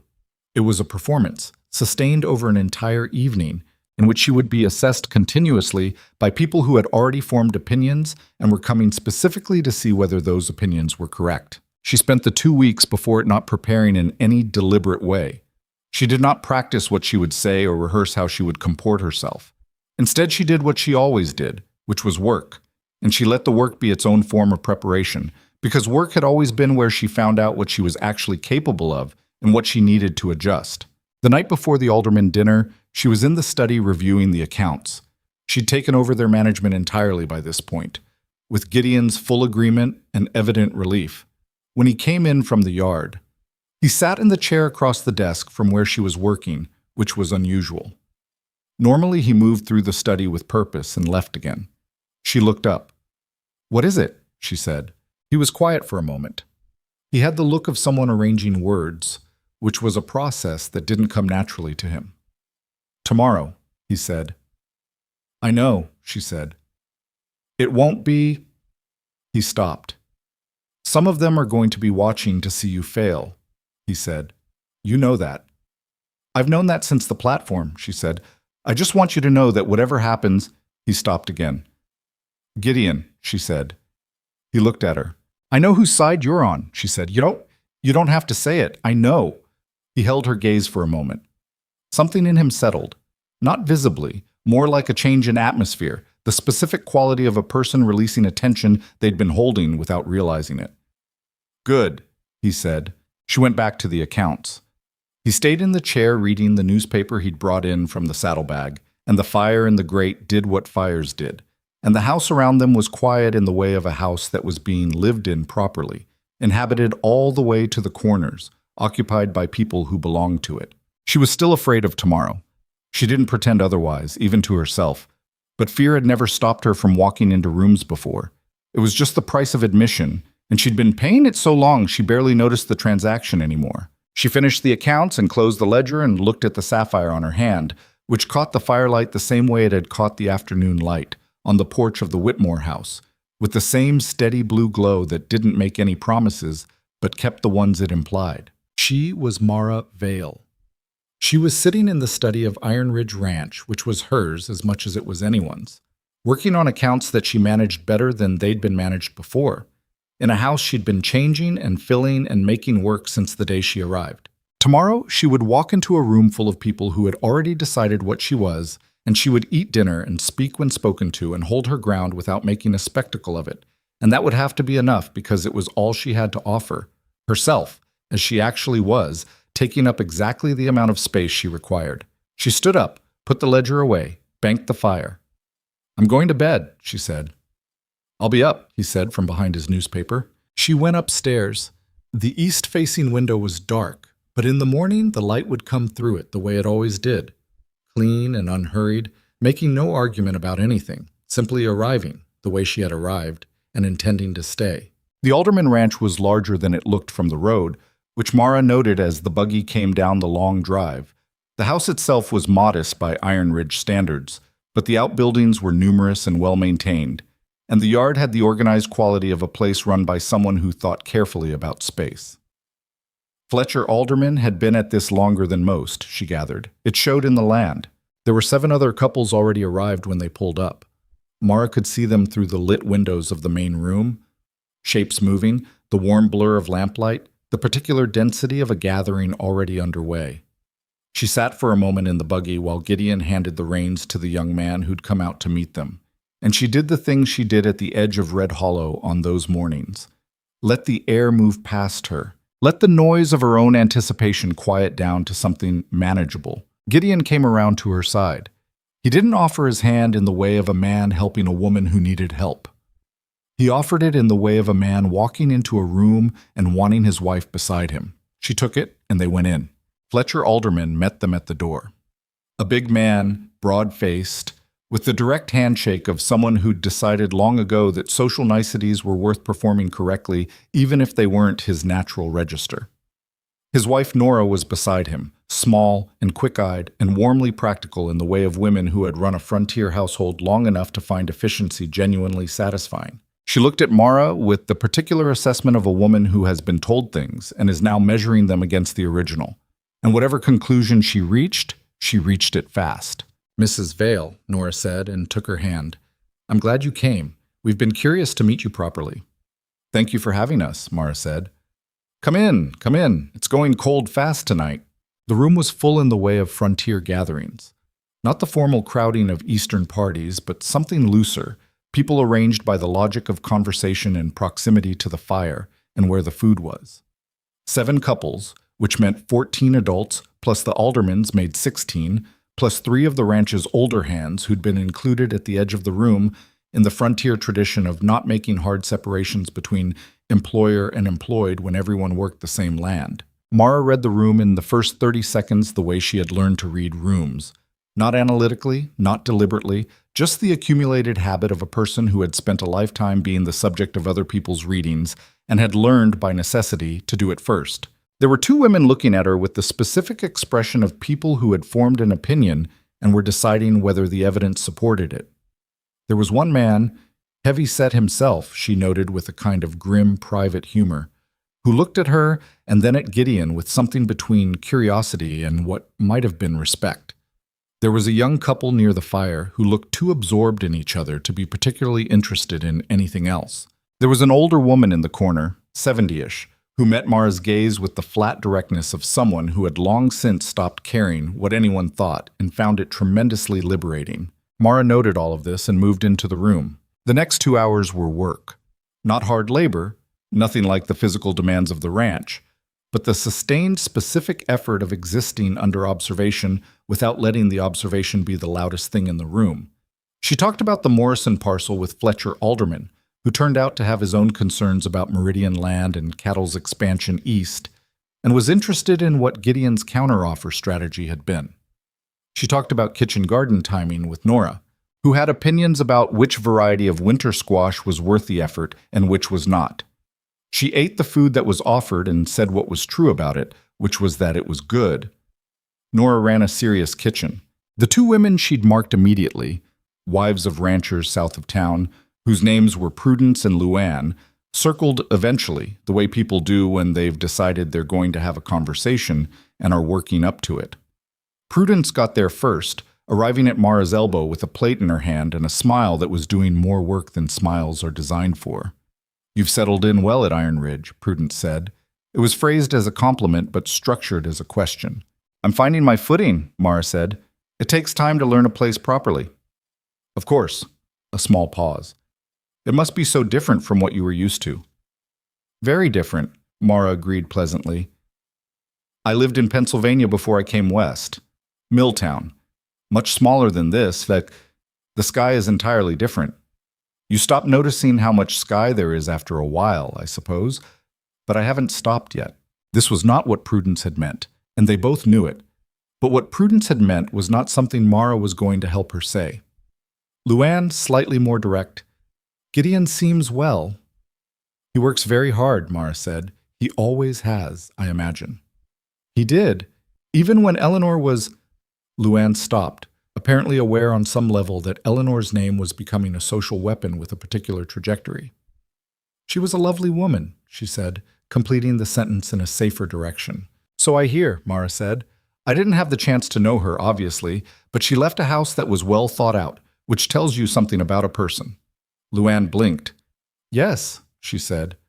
"I suppose it does." Mara moved the conversation, deliberately and smoothly, to the question of the dam project east of town, which she'd read about in a 2-week-old newspaper that Gideon had brought back from Sutton. She had an actual opinion about it. The engineering approach seemed sound, but the water rights allocation as proposed was going to create problems for the ranchers whose lower pastures relied on seasonal flooding. And she stated the opinion clearly, and Fletcher Alderman, who had been passing nearby, stopped to engage with it. And within 3 minutes, the conversation had become a real one involving 4 people and the question of frontier water infrastructure, and Prudence and Luann had been absorbed into it, or left behind. She wasn't tracking which. The older woman from the corner appeared at her elbow sometime after that.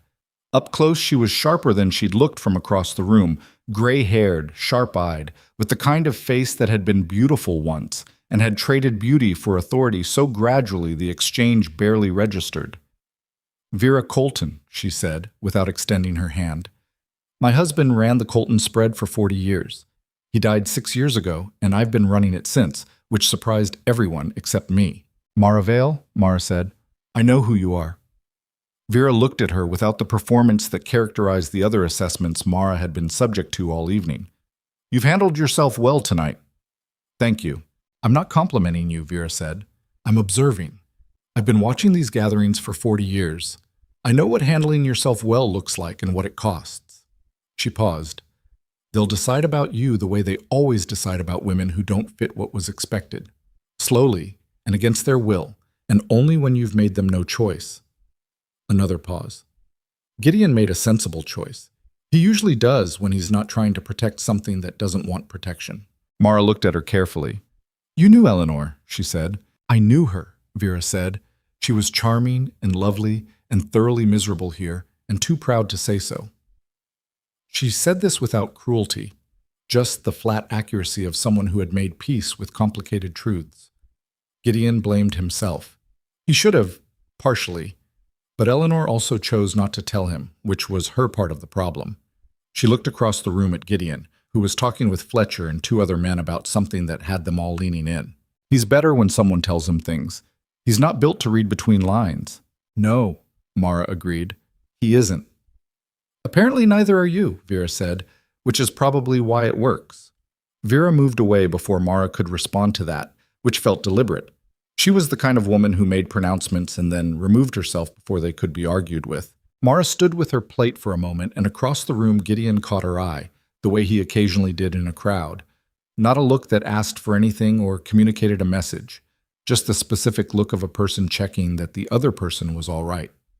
She gave him back the slight nod that meant, "Yes, I'm fine," which was true, more truly than she'd expected it to be. The drive home was quiet for the first several miles. The night was cold and clear, the sky enormous and salted with stars in the way that only happened far from towns, where there was nothing competing with the dark. Mara sat beside Gideon on the buggy seat with the blanket across both their laps, because the temperature had dropped significantly since sunset and the blanket was practical. "Well," he said finally. "Well," she agreed. "You talked to Vera Colton," he said. It wasn't quite a question. "For a few minutes, yes." "She say anything useful?" Mara considered. "She said you make sensible choices when you're not trying to protect things that don't want protection." He was quiet for a moment, looking at the road. "That's accurate," he said. "She also said Eleanor was charming and miserable and too proud to admit it." Another beat of quiet, longer this time. "Also accurate," he said. His voice had a quality she'd heard before when Eleanor came up. Not grief exactly, or not only grief, but the particular weight of someone who has finished being angry at themselves and arrived at something more complicated and more permanent. "I've spent 3 years arguing with myself about what I should have done differently. I don't always win." "What does the version of you that wins the argument say?" she asked. He thought about it. That I brought her somewhere that didn't fit her, and I knew somewhere that it didn't fit, and I kept believing she'd adjust because the alternative was admitting I'd made a mistake that hurt someone that I cared for. He paused. "And that she didn't tell me how bad it was, which I could have been angry about and wasn't, because she was protecting me, and I understood the impulse even if I wished she hadn't." Mara listened. The horses moved. The stars didn't move. "Do you still love her?" she asked. She asked it carefully, not with jealousy. She didn't think jealousy was the right instrument here, but with the genuine desire to know something true. He took a moment with it, which she appreciated. A man who answered that question immediately either didn't feel it or wasn't thinking. "I don't know if love is the right word for what I carry," he said, finally. "It's more like she's part of how I understand what I did wrong. And that's not the same as not loving her, but it's also not the same as what I—" He stopped. He didn't finish the sentence. She didn't press. Some things needed space around them to be true, and finishing every sentence was not the same as honesty. They drove the rest of the way home in the quiet that was becoming one of the things she valued most about this arrangement, the specific quality of silence between two people who had earned it. The Morrison parcel closed in November. Whitfield had done the work efficiently, which Mara gathered was not always his characteristic mode, but had been incentivized by the timeline. The deed was rewritten with the water access guarantee she'd identified in the accounts, and Morrison had shaken Gideon's hand and said he was glad it had stayed in the valley rather than going to people he didn't know.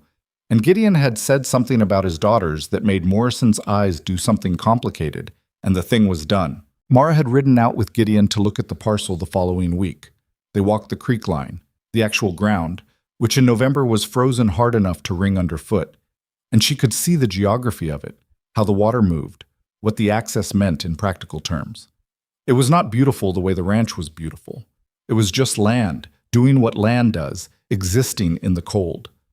"We're not going to run anything on it," Gideon said. "It's mostly to secure the water. Could be pasture eventually," she said. "The far end, where it flattens. Not now, but it's worth thinking about." "It's worth thinking about," he agreed, which meant he hadn't thought about it yet, but would. She stood at the edge of the creek and looked at the water moving below the ice at the center, slower than in summer, but still moving. Insistent in the way that water is insistent, finding its path through whatever it encounters. She'd been at Iron Ridge almost 4 months now. The thought arrived without drama, simply a fact she was noting. 4 months? And the house ran properly. And the accounts were in better shape than they'd been when she arrived. And the biscuits were on permanent rotation, and Reed had told her last week, in the comprehensive way of Reed, that the hands were settling, which she translated as they had accepted her, in the specific way of working men who accept someone based on the evidence of their competence and not on any prior calculation. And something was growing between her and Gideon, slowly, in the way of things that grow in difficult conditions. Not the quick flowering of easy circumstances, but something that had to work its way up through frozen ground, and was therefore, when it arrived, substantial. She wasn't sure she'd call it love yet. She was careful with that word. She had spent her life watching people use it imprecisely, as a shorthand for want or need or comfort, and she wasn't willing to do that. But it was something. It was the look across a crowded room. It was the way he'd started to tell her things.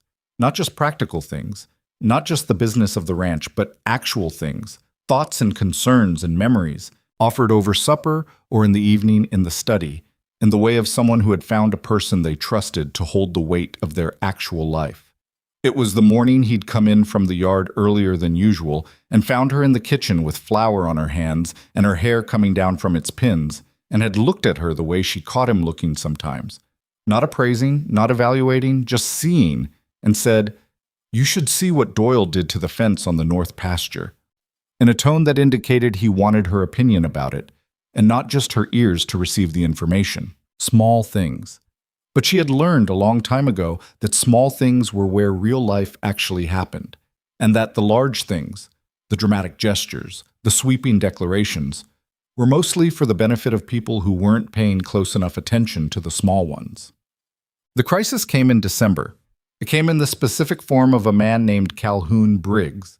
No relation to Clara's Amos, just the coincidence of a common surname on the frontier, who rode in on a Tuesday with a legal letter from Meridian Land and Cattle, and the kind of face that suggested he'd delivered bad news before and found it unremarkable. Mara was in the kitchen when he arrived. She heard the voices in the yard, Gideon's and a stranger's, with the particular quality of a conversation that had purpose to it, and came to the kitchen door. The letter, as Gideon explained it to her that evening with the document on the table between them, was a claim. Meridian was asserting that the Morrison transaction was invalid because there was a pre-existing agreement between Morrison and a Meridian subsidiary that predated Gideon's counteroffer by 11 days. The agreement was apparently documented, apparently signed by Morrison, and apparently something Morrison had entirely failed to mention during the weeks of negotiation. Mara read the letter herself. Then she read it again. "Did Morrison know?" she said. "He says he forgot," Gideon said. The flatness of his voice indicated what he thought of that. "Can he forget something he signed?" "Whitfield says the agreement was described to him as exploratory. He claims he didn't understand it was binding." She put the letter down. She looked at the table. She was thinking through the structure of it, the timeline, the documents, the legal architecture of what Meridian was attempting. "What does Whitfield say about the validity of their claim?" she said. "He says it's contestable. The language in the original Meridian agreement was, he used the word ambiguous, which means they have a case and we have a case and it'll be expensive and slow." He paused. "If we lose the deed and the water guarantee. We go back to the old agreement, which has 3 years left and then expires on whatever terms whoever owns the parcel decides. And if we don't contest? We're back to the old agreement now and Meridian owns the parcel." Mara sat with this for a moment. "Meridian's counting on us deciding the fight isn't worth the cost," she said. "That's what the letter is." "Almost certainly," he said. "Is it worth the cost?" she said. He looked at her across the table. "What do you think?" he said. And she heard in it the same thing she'd heard when he'd shown her the account books during the courtship.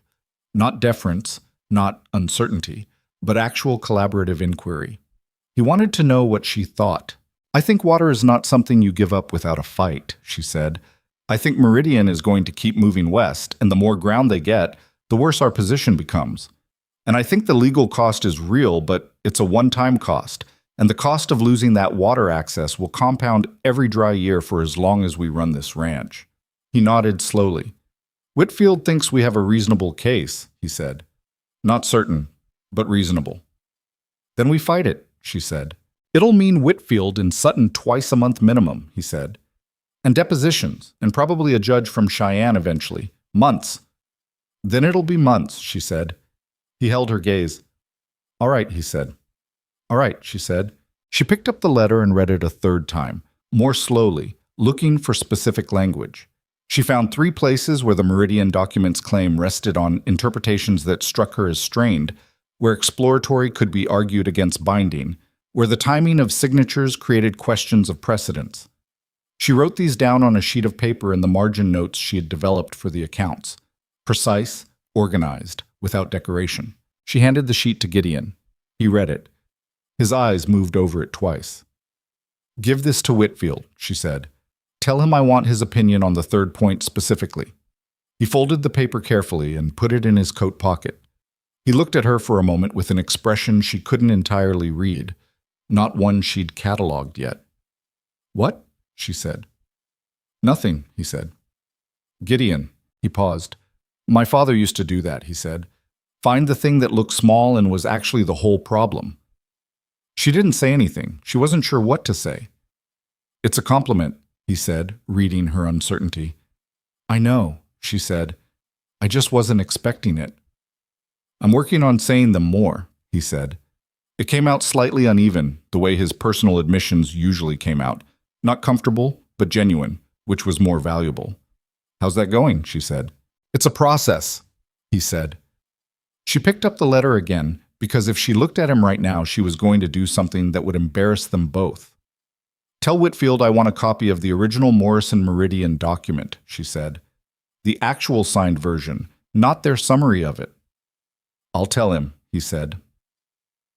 She met that. The Meridian fight took 4 months. Whitfield went to Cheyenne twice. Depositions were taken from Morrison, who was by turns apologetic and defensive, and ultimately confirmed that he had not understood the Meridian agreement to be binding, which was either the truth or the most convenient version of events available, and which either way supported their position. The third point Mara had identified, the one about signature precedents, turned out to be exactly what Whitfield, once directed to it, built the core of their argument around. She was involved in all of it. Not as a legal participant, she wasn't a lawyer and had no standing in the formal proceedings, but in the way she'd been involved in everything at Iron Ridge since she arrived, which was thoroughly and with complete information. Gideon brought her every document, every letter from Whitfield, every development, And they sat at the kitchen table or the study desk, and she read and thought and asked questions and sometimes identified things and sometimes didn't. And he listened either way. It was during this time, the long, grinding middle of the Meridian dispute, in the deep cold of January when the ranch was running on its winter skeleton crew, and the days were short and the nights were long, and the main room fire became the organizing center of all indoor life, that something shifted. She wasn't sure exactly when. These things don't have a specific moment, or if they do, you don't always recognize the moment until it's already passed. It was somewhere in the accumulation of evenings, of him reading at one side of the fire and her at the other, the occasional conversation, the particular quality of companionable silence that had become one of the things she looked forward to most about the end of a day's work. It was in the morning she'd woken to find he'd already started the kitchen fire before she came down, which he'd never done before, and which he did again the following morning and the morning after that, without comment, as though he'd simply recalculated who should do what and made the adjustment without announcement. It was in the afternoon she'd ridden Basin out to check the fence on the north pasture and come back to find him waiting at the post, which again he'd never done before. And when she'd said, "Is something wrong?" he'd said, "No, just," and stopped. And she'd understood, in the way she was learning to understand him, that he'd simply wanted to see her come in. She sat with all of it and let it be what it was. One night in late January, the fire had burned down and the cold was pressing hard at the windows, and she'd fallen asleep in the chair over the Whitfield correspondence, which was her version of reading herself to sleep. And she woke to find he'd spread her coat over her shoulders and was sitting across the room watching the embers with the particular quality of attention of someone who is thinking about something specific. She was awake for a moment before he noticed. "How long was I asleep?" she said. He looked over. "An hour, maybe? I didn't want to wake you." "I should go up." "You don't have to," he said. "It's warmer in here." She settled back into the chair. They sat in the diminishing firelight in the particular silence that had become, over months, one of the most honest things she'd found in this life. "Are you afraid?" he said. He said it looking at the fire, not at her. "Of what specifically?" she said. "Of this not—" He paused, started over. "I'm not easy to live with," he said. "I know that about myself. I get absorbed in the work and I forget to look up. Eleanor said it more than once." He was quiet. "I don't want to do the same thing to you, make you feel like you're living alongside someone who isn't really present." She looked at him in the firelight, the lines of his face, the gray at his temples, the hands resting on his knees that had 40 years of hard work in them. "You're present," she said, "more than you think you are." "I forget to say things," he said, "things that should be said." "So do I," she said. "I'm not a natural. I don't do the gentle things easily. I do the practical things. I have to think about the other kind." "We're a pair," he said. It came out dry, which was how his humor usually arrived. "We are," she said. "I think that's all right." He looked at her then.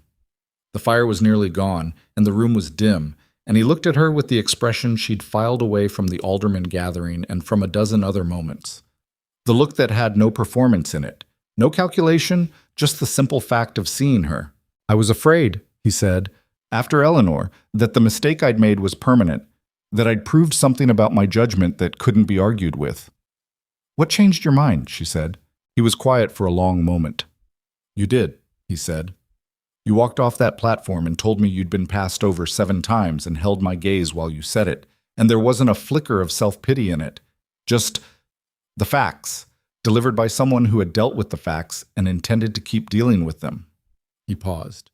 "I knew you were what this place needed. I didn't know then that you were what I needed. Those are different things." She was quiet. Her throat was doing the inconvenient thing again. "You should have said that earlier," she said. Her voice came out approximately level. "I know," he said. "I'm saying it now." "Better late," she said. "Better late," he agreed. The fire gave its last significant light and settled into embers. The room was almost fully dark and cold at the edges, though still warm near the hearth. And outside, the wind was moving across the iron-frozen land with the impartiality it brought to everything out here. Not cruel, not kind, simply itself. Mara reached over and took his hand.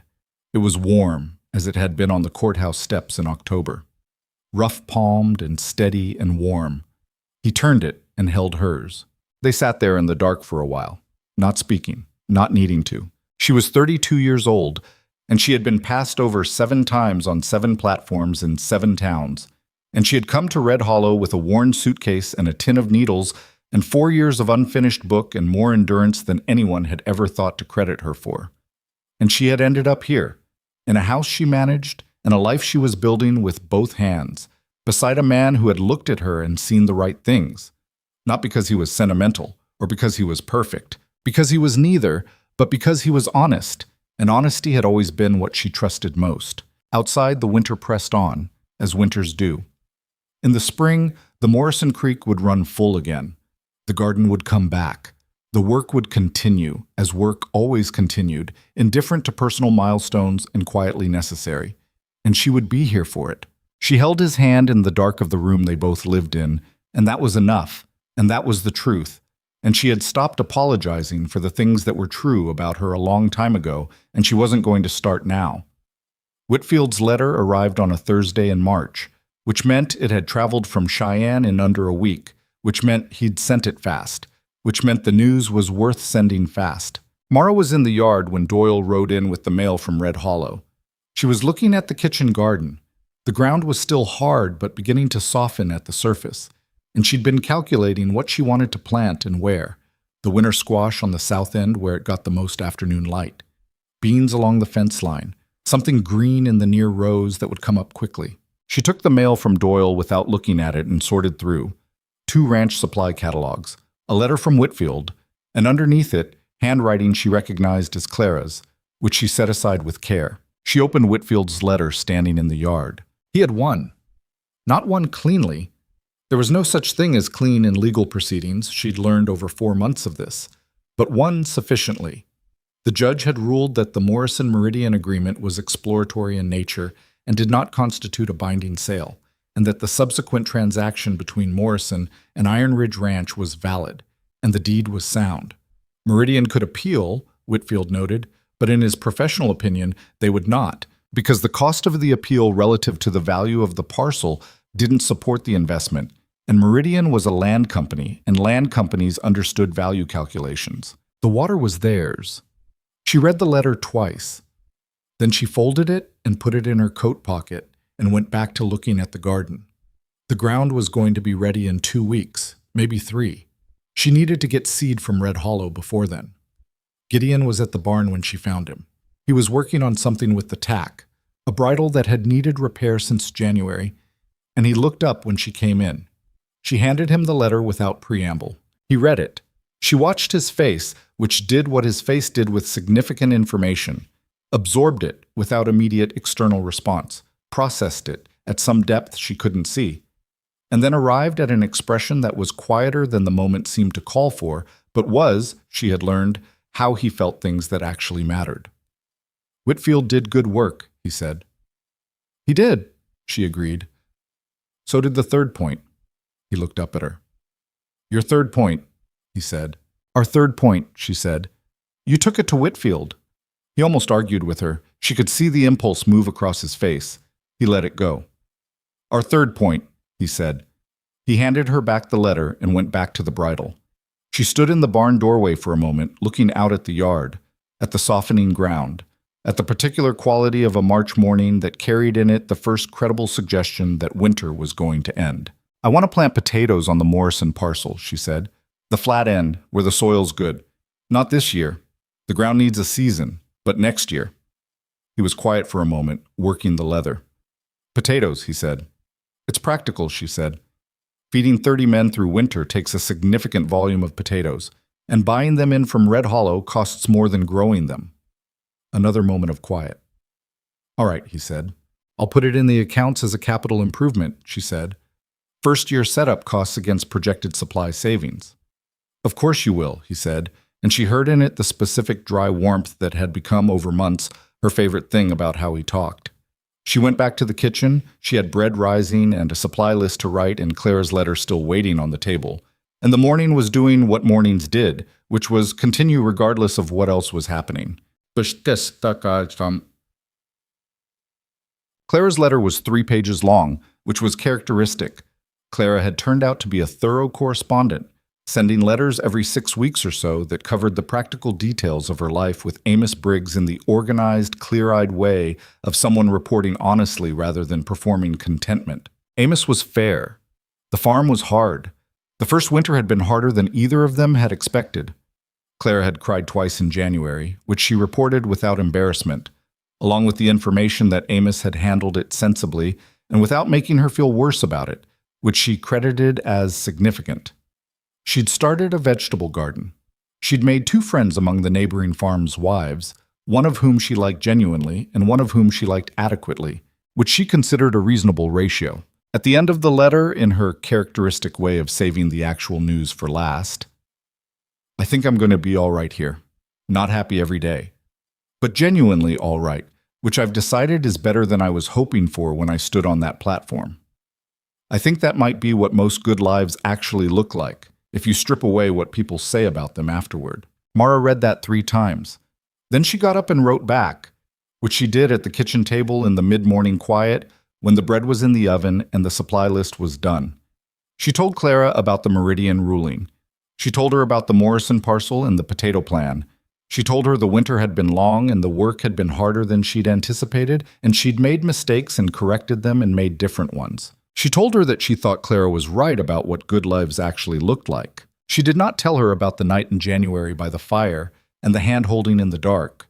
Some things were not for letters. She sealed the envelope and put it with the outgoing mail and went to check the bread. Spring at Iron Ridge was a different country from winter. The land opened. That was the only way she could describe it.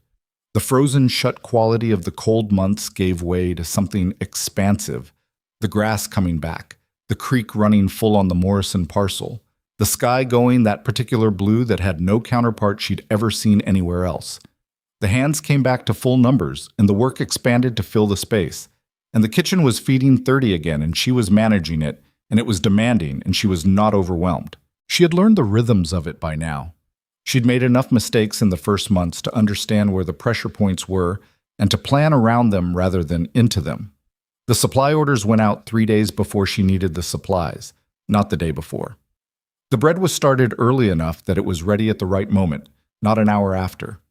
The accounts were done weekly rather than monthly, which caught problems while they were small. She had also, somewhere in the winter, learned to ride Basin properly. Not merely to stay on, she'd done that from the beginning, but to actually ride, to communicate with the animal through the specific physical language that horsemanship required, to understand the difference between directing and fighting, to trust the mare's judgment in uncertain terrain and have that trust returned.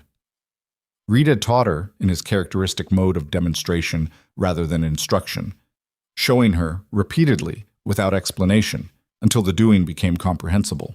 She'd fallen off twice. The second time she'd sat in the dirt and said a word she didn't ordinarily use, and Reed had looked at the horizon with perfect composure and waited for her to get back up, which she had. By March, she could ride the ranch properly, which mattered because the ranch required riding, and she'd been doing it inadequately since October, and the inadequacy had bothered her more than she'd said. She mentioned it to Gideon one evening, that she was riding better now, that she'd finally gotten something correct that had been wrong for months. "I know," he said. "I've been watching." "You didn't say anything," she said. "You didn't need me to say anything," he said. "You were working it out." This was, she had come to understand, how he expressed a particular kind of respect, by not intervening, by trusting her to solve her own problems, by waiting without impatience. It had frustrated her initially, in the early months when she'd expected commentary and hadn't gotten it. She understood it better now. He'd had a wife he'd tried to fix things for, and fixing things for her had been the wrong approach, and he'd learned a version of the lesson that erred on the side of non-interference. It was imperfect, as all overcorrections are imperfect, but she understood where it came from. "You can tell me when I'm doing something wrong," she said. "I won't break." "I know," he said. "I'll work on that." "I'll hold you to it," she said. The school began as an accident. Mara had not planned it. She had not woken one morning with a vision of a frontier schoolroom and set about building it.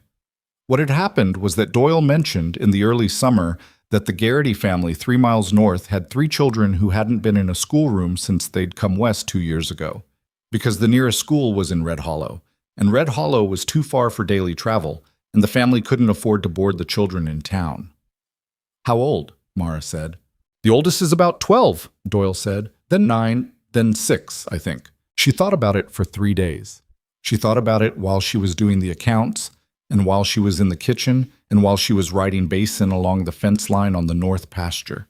She thought about what it meant to be 12 years old and not in a schoolroom, in a territory that was still being built, where what a person could do would determine what that person's life would look like, and where not being able to read at a level that mattered would close doors that a 12-year-old couldn't yet see were closing. She raised it with Gideon on the 4th day. There's a room off the barn, she said. The one that's storing the extra tack. The tack could go somewhere else. He looked at her for a moment. You want to teach the Garrity children, he said. And anyone else within reasonable distance, she said. There are 4 other families I know of with children who aren't in school. That's at least 8 or 9 children total, probably more. You'd be taking on more than the ranch, he said. He said it as an observation, not a warning. The ranch is running, she said. I know when I have capacity and when I don't. I have capacity. He was quiet for a moment. The tack can go in the corner of the main barn, he said. There's room. I'll need a blackboard, she said, and chalk. And the room will need... Doyle and 2 of the others can sort the room, he said. Tell them what you need. She looked at him. What? He said. Nothing, she said. Thank you.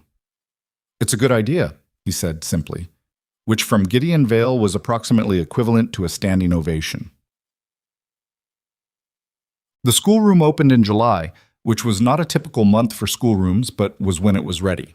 9 children arrived on the first morning.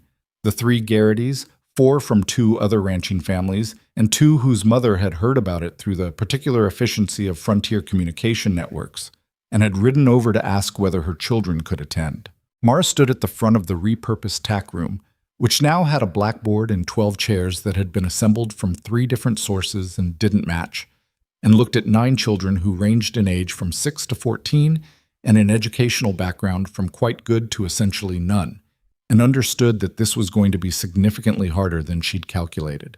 It was. The first month was genuinely difficult. The age range alone created problems.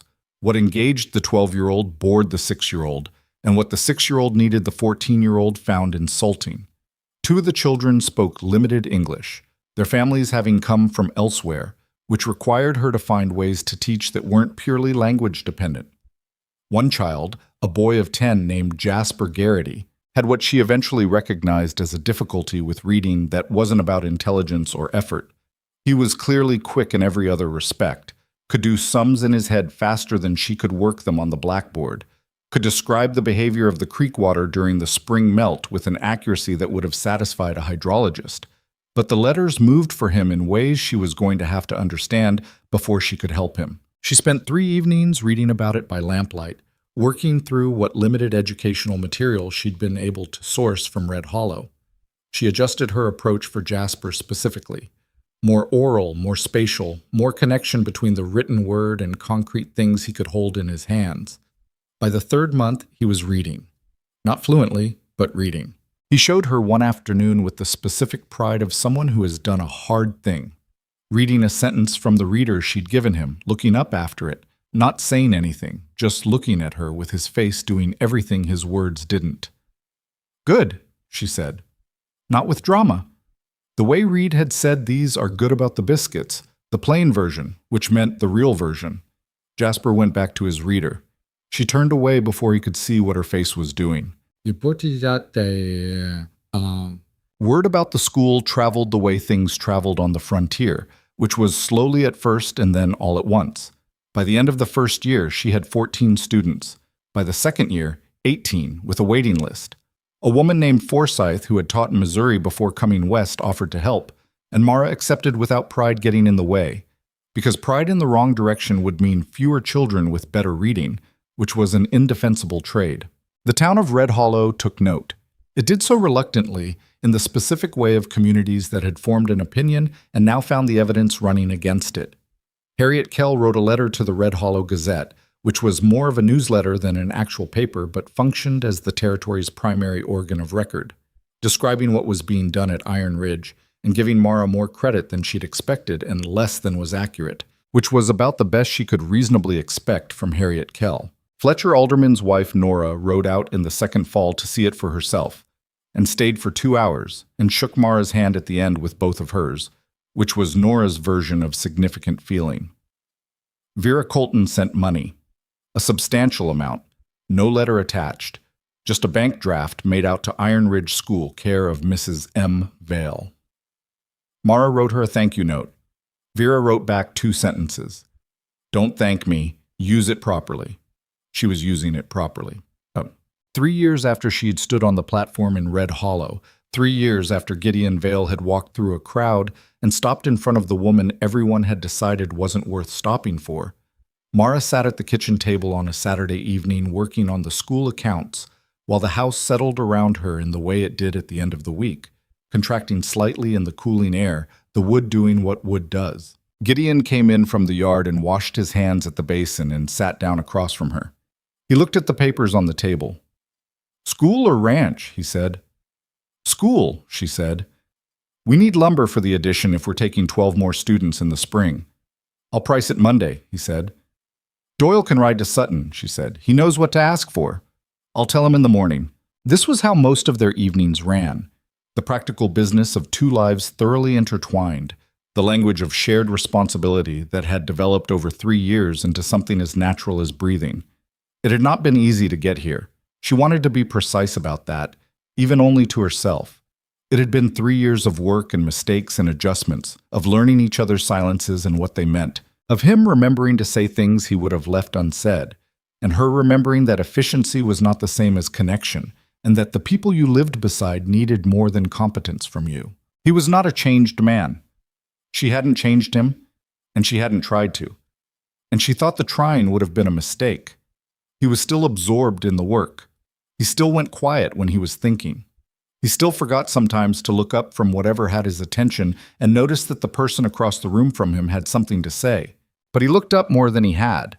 He'd been working on it for 3 years, imperfectly and without announcement, and she had noticed every single time. She had changed too, though she would have found it difficult to describe the change to anyone from the outside. She took up space differently. That was the closest she could get to it. Not more loudly, not more aggressively, just without apology. She sat at tables without angling herself smaller. She disagreed with men who were used to not being disagreed with and felt the discomfort of it and did it anyway. She rode basin across land that was hers and managed accounts that were hers and ran a school in a tack room that had been remade into something that mattered. And she did all of these things in the body she'd been told her whole life was the problem, and the body turned out to be exactly adequate for every single thing she'd asked of it. The cruelty hadn't stopped. She wanted to be precise about that too. The world's habit of measuring women by appearance didn't end because she'd stopped accepting the measurement as valid.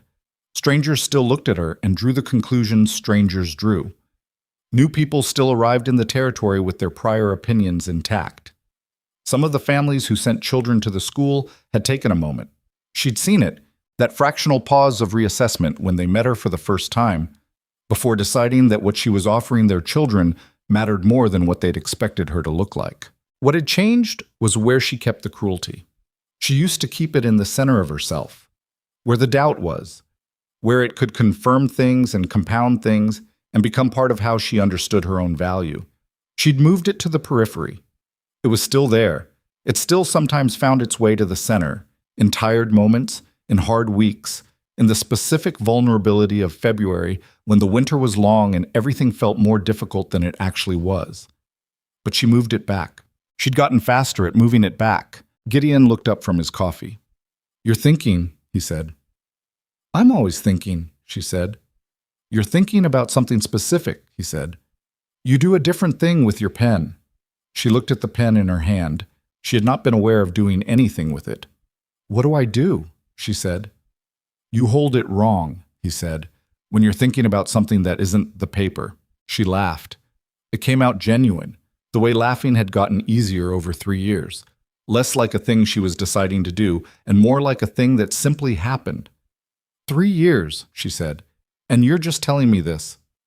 I've been observing, he said. I'm working on reporting my observations more promptly. How's that going? It's a process, he said. The same thing he'd said that night in January 2 years back. She remembered that he remembered it. She could see it in the slight adjustment of his expression. She put down the pen. The school accounts would finish themselves in the morning. The Garrity boy, she said. Jasper. His mother wrote to me. He's been accepted to a school in Cheyenne for the fall term. Academic track. Gideon was quiet for a moment. The one who couldn't read, he said. Yes, another moment of quiet. That's because of you, he said. That's because of him, she said. I just changed the method. Mara. Gideon. Take the credit, he said. She thought about it. It was still not her natural instinct. Taking credit, owning the good things she'd done, letting the accomplishment be hers rather than deflecting it back to the person who'd achieved it. She was working on that too. We take the credit, she said. You gave me the tack room. He made a sound that was almost a laugh. All right, he said. We take the credit. Hashem. They rode out together on a Sunday afternoon in late September, which they'd made a habit of over the past 2 years. One afternoon a week, just riding, no specific destination, the work set aside for a few hours in acknowledgement that the work would never be entirely finished. And the attempt to finish it entirely was a fool's errand. They went north toward the Morrison parcel, which had become productive in ways she'd planned, and a few she hadn't. The potatoes had done well in their first year, and better in their second. She'd added a small orchard along the eastern edge, 4 apple trees that wouldn't produce meaningfully for another 3 years, but would, eventually, produce enough to matter. The creek ran clear and cold between its banks. They stopped at the high point of the parcel where the land folded slightly upward, and you could see the ranch house from a distance, the roof, the barn, the yard, the outbuildings, all of it sitting in the landscape with the solid, unremarkable look of something that had been there long enough to belong. The sky was going the colors of late afternoon, that specific frontier palette of orange and red and the deep blue at the edges that came in before full dark. The colors Mara had stopped noticing for a brief period and had then started noticing again and now never stopped noticing, because she'd decided the forgetting was not something to let happen. Gideon sat his horse and looked at the ranch below, and she sat Bassin and looked too. The Forsyth woman, he said. Does she want to be paid more? I've been thinking about giving her a formal salary rather than the current arrangement, Mara said. She's doing more than she agreed to and she hasn't complained, which means she will eventually, and I'd rather get ahead of it. Do it, he said. I was going to, she said. I was just informing you. I know, he said. I'm agreeing. I can tell, she said. He looked at her sidelong. She was looking at the ranch below, but she was aware of the look, the way she was now aware of most of his looks, their varieties and what they meant, the specific vocabulary of a man who communicated more in expression than in words, and whose expression she had spent 3 years learning to read. What? She said. Nothing, he said. Gideon. He looked back at the ranch. I was thinking, he said, about the platform, about walking up to you. A pause. I was not certain at the time that I was making a sound decision. I was acting on something, not certainty. She thought about this. What kind of something, she said. The kind where you see a thing and something tells you that it's right before you've worked out the reasoning, he said. I don't trust that kind of thing ordinarily. But you acted on it. I acted on it, he said.